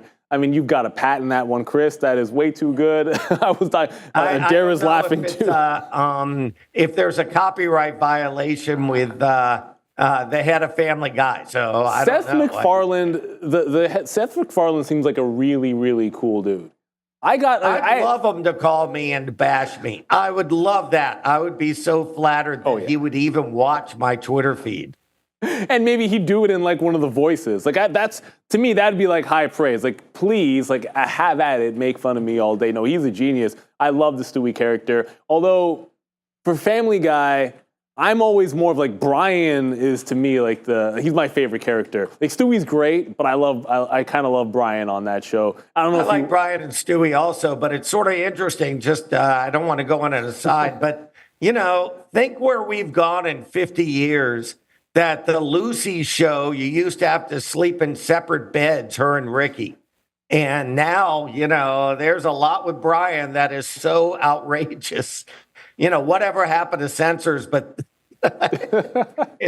that's called progress. Amazing what has changed in 50 years. That's called progress. Although I would sense that some would tell you that some of that's getting walked back, but I don't want to get too political or anything, but you gotta, at the end of the day, entertainment's gotta be entertainment, right? Like everything is so serious. We all have our 9 to 5. We all have all of our problems. I love when we can just kick back and have some fun. We try to do that on the show. Like you got a job to do as a trader, but if you can try to loosen it up a little bit, have a few laughs, that's the way to go. So I got to get to your thesis here for a second, though, Chris, because I know we're getting on time, and everyone has seen the cues. I mean, another 3 points today to the downside. You have some things holding the rest of the market up. You had the Dow do okay, relatively speaking. You had the SPY do okay, relatively speaking. Things get a little scarier for this market if that changes. So what are you looking at specifically with regards to the NASDAQ and the ES? Well, the way I looked at it is I know everybody says the NASDAQ led on the way up and, it's due for a sell-off. But there's a certain point where it becomes where the other indexes, I think, are going to listen. So number one, I don't use the 20 all the time, the 20 or the 50. I use it for how far away they are from certain averages, no doubt. But now you got the NASDAQ under that 20. And also, with everybody saying, oh, the NASDAQ's gone up a lot more than the ES. Look at this chart. Then you look at the ES and you realize they have similar charts. So the NASDAQ got down to here to where it was July 2nd. Right there, the end of June, July, right in there. So, and under the 20. So now you're looking at the ES saying, that could go to where it was July 2nd. So just keep in mind, I posted these on StockTwits and on our site this morning. But that's like this going another like 50 points right in here. So now that's possible, no doubt. But then you're like, well, are there other indexes that are extended like this? I wouldn't put the Russell in there. I know it's extended short term. Oh, yeah. And a lot are talking about how far it is from the 50 moving average. But on a monthly chart, it hasn't even hit a new high. So I'm going on the correlated ones like this. The Dow, which is way far from its moving average and had that kind of rally. The NASDAQ and the ES. So I think if the ES goes down enough, the Dow is probably going to follow. That's the way it looks to me. Yeah, look for that confirmation. You said it yourself just a couple of minutes ago. Don't just have one reason to get into a trade. Make sure that you line multiple things up there. And not to repeat it, but it's especially true when you're looking for a reversion against a trend, right? Like, to me, you need more reasons to like a short off of highs, more reasons to buy a falling knife like Cassava Sciences than you do to go the other direction. The low-hanging fruit is just do whatever worked yesterday, just do the same thing again today would be the lowest hanging fruit in trading. Not always the way to go, but I like that look, and especially when you mentioned the Russell there, the Russell on the higher time frame, that it's extended. And me also just pull up a higher time frame chart. I didn't have a monthly up on this one, but it's like you said, maybe it's a little bit extended, but it didn't make that fresh high. So you want something which is breaking away and trying to pull back, not something which is catching up and has yet to really get to that make or break point. So here's my question for you before we get some final thoughts for you. Yeah, so sure. if let's imagine a scenario where you get that at the moment that you're getting that confluence, I suppose, with the ES and the Dow starting to follow back into the downside. If at that moment you actually did have the Russell at that high on the monthly, which, what are we, like 5% away from it, something like that? Yeah, not that far. If it was at that point and it was at the resistance level, well, would you then be looking for something like that as a short? Everything else is lining up that it's in the pullback phase, and we're at that. I mean, that was a really long resistance on the monthly for the Russell. Would you consider looking there short, or does it still not fit the plan? No, that's a great question. I'll show you something. I know I don't have a lot of time, but I want to show you something interesting with the NDX. So if you go to the NDX on a weekly, so we know what happened in 1999. In fact, I was getting on the site today, and I'm pulling up the chart for you about partying since it's 1999. And I'm telling my wife, that was great time to party. And she's like, what are you talking about? I said, our daughter was born in September of 1999. And think about it. It's like, oh, yeah, I see what you're talking about. But getting back to it about the NASDAQ. So interesting about the NASDAQ going nuts, like, 1999, 2000. But what's more interesting is that the Russell lagged until when it went to a new high, that was the top of the whole market. As if all the lagging indexes had to go to new highs before you could sell off. It's just fascinating. And that's what I think is going to happen now, that you probably need that small caps to peek its head over those all-time highs in this zone. Yeah, and then I think that's going to be the top for everything. Yeah, I know you mentioned this one before, but I appreciate you sort of doubling down on it. There's a history that you can learn from the market. It doesn't mean that all patterns must repeat themselves, but truthfully, when you're trading, you have to start from somewhere, and something like that, in the moment that we're in, is probably worth paying attention to. So any final thoughts, Chris? Make sure you let everyone know where they can find you as well.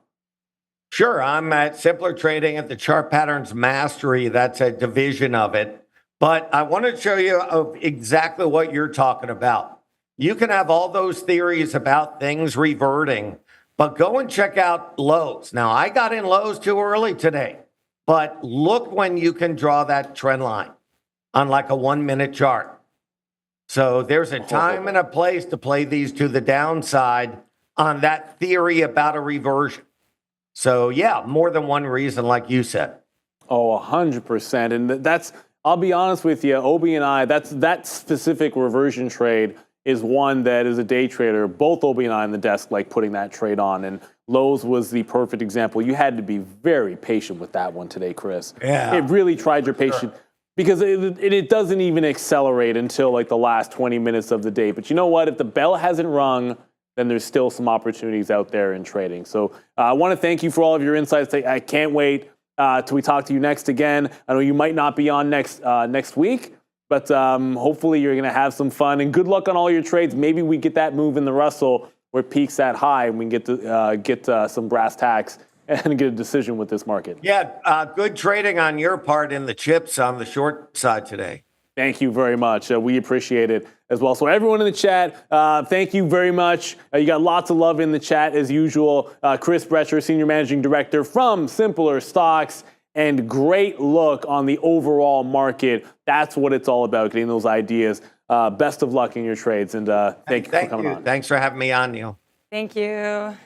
That's Bye-bye. what it's...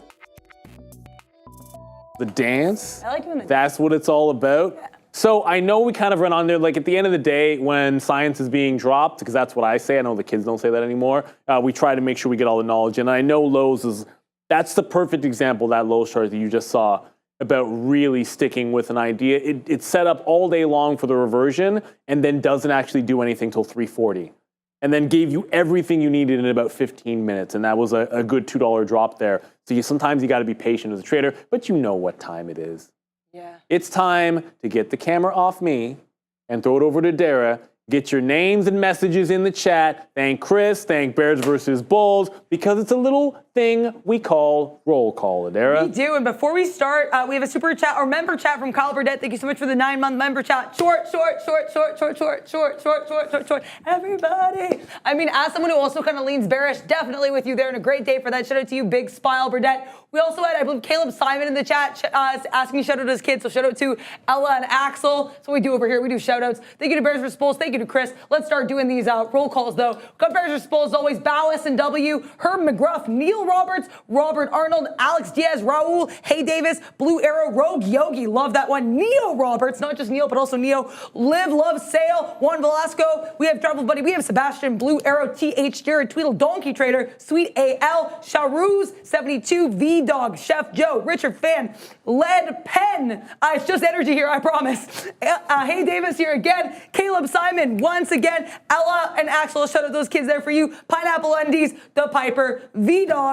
We've got Adam Khalifa. We have Dariwaro. We have Derek Thompson. We have Sharu 72 once again here. Hi, hello to you. We have Chuck of all trades. We have Mui Cansado. We have Holly. We have Jivan Pandi. We have Cootie Love. We have Pineapple Undies. We have For Profit. We have M. Allen. I will not forget about you. I will not forget about anyone here. I'm trying to see if I missed any names from earlier. Shout out Vanilla Man in America, Skiing Rooster, Mark M. Now I'm reading upwards here. TH, Vanilla Man in America, one more time here. Looks like we're running out of names, but hope you guys had a fun day. Today has been so fun. I also want to shout out Fabian and Ramin chilling over here. She is still here.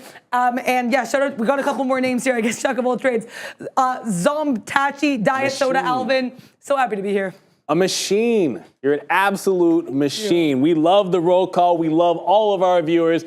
Big shout out to Fabian and Ramin doing a great job. Thanks for sticking around here and dealing with us on the Aftermarket Show, Ramin. We couldn't do this without the entire team. Obi stepping in there for Sean, who I know is probably not actually happy that he had to do jury duty today. He'll pretend that he was like, I'm going to do my civic duty, but trust me, he would rather be trading. So shout out to Obi for stepping in for him today. Shout out to Brennan. Shout out to the Sharif. Shout out to Adair. Shout out to the entire team. Shout out to you, our viewers, who make all of this possible. But you know what? Tomorrow's another day.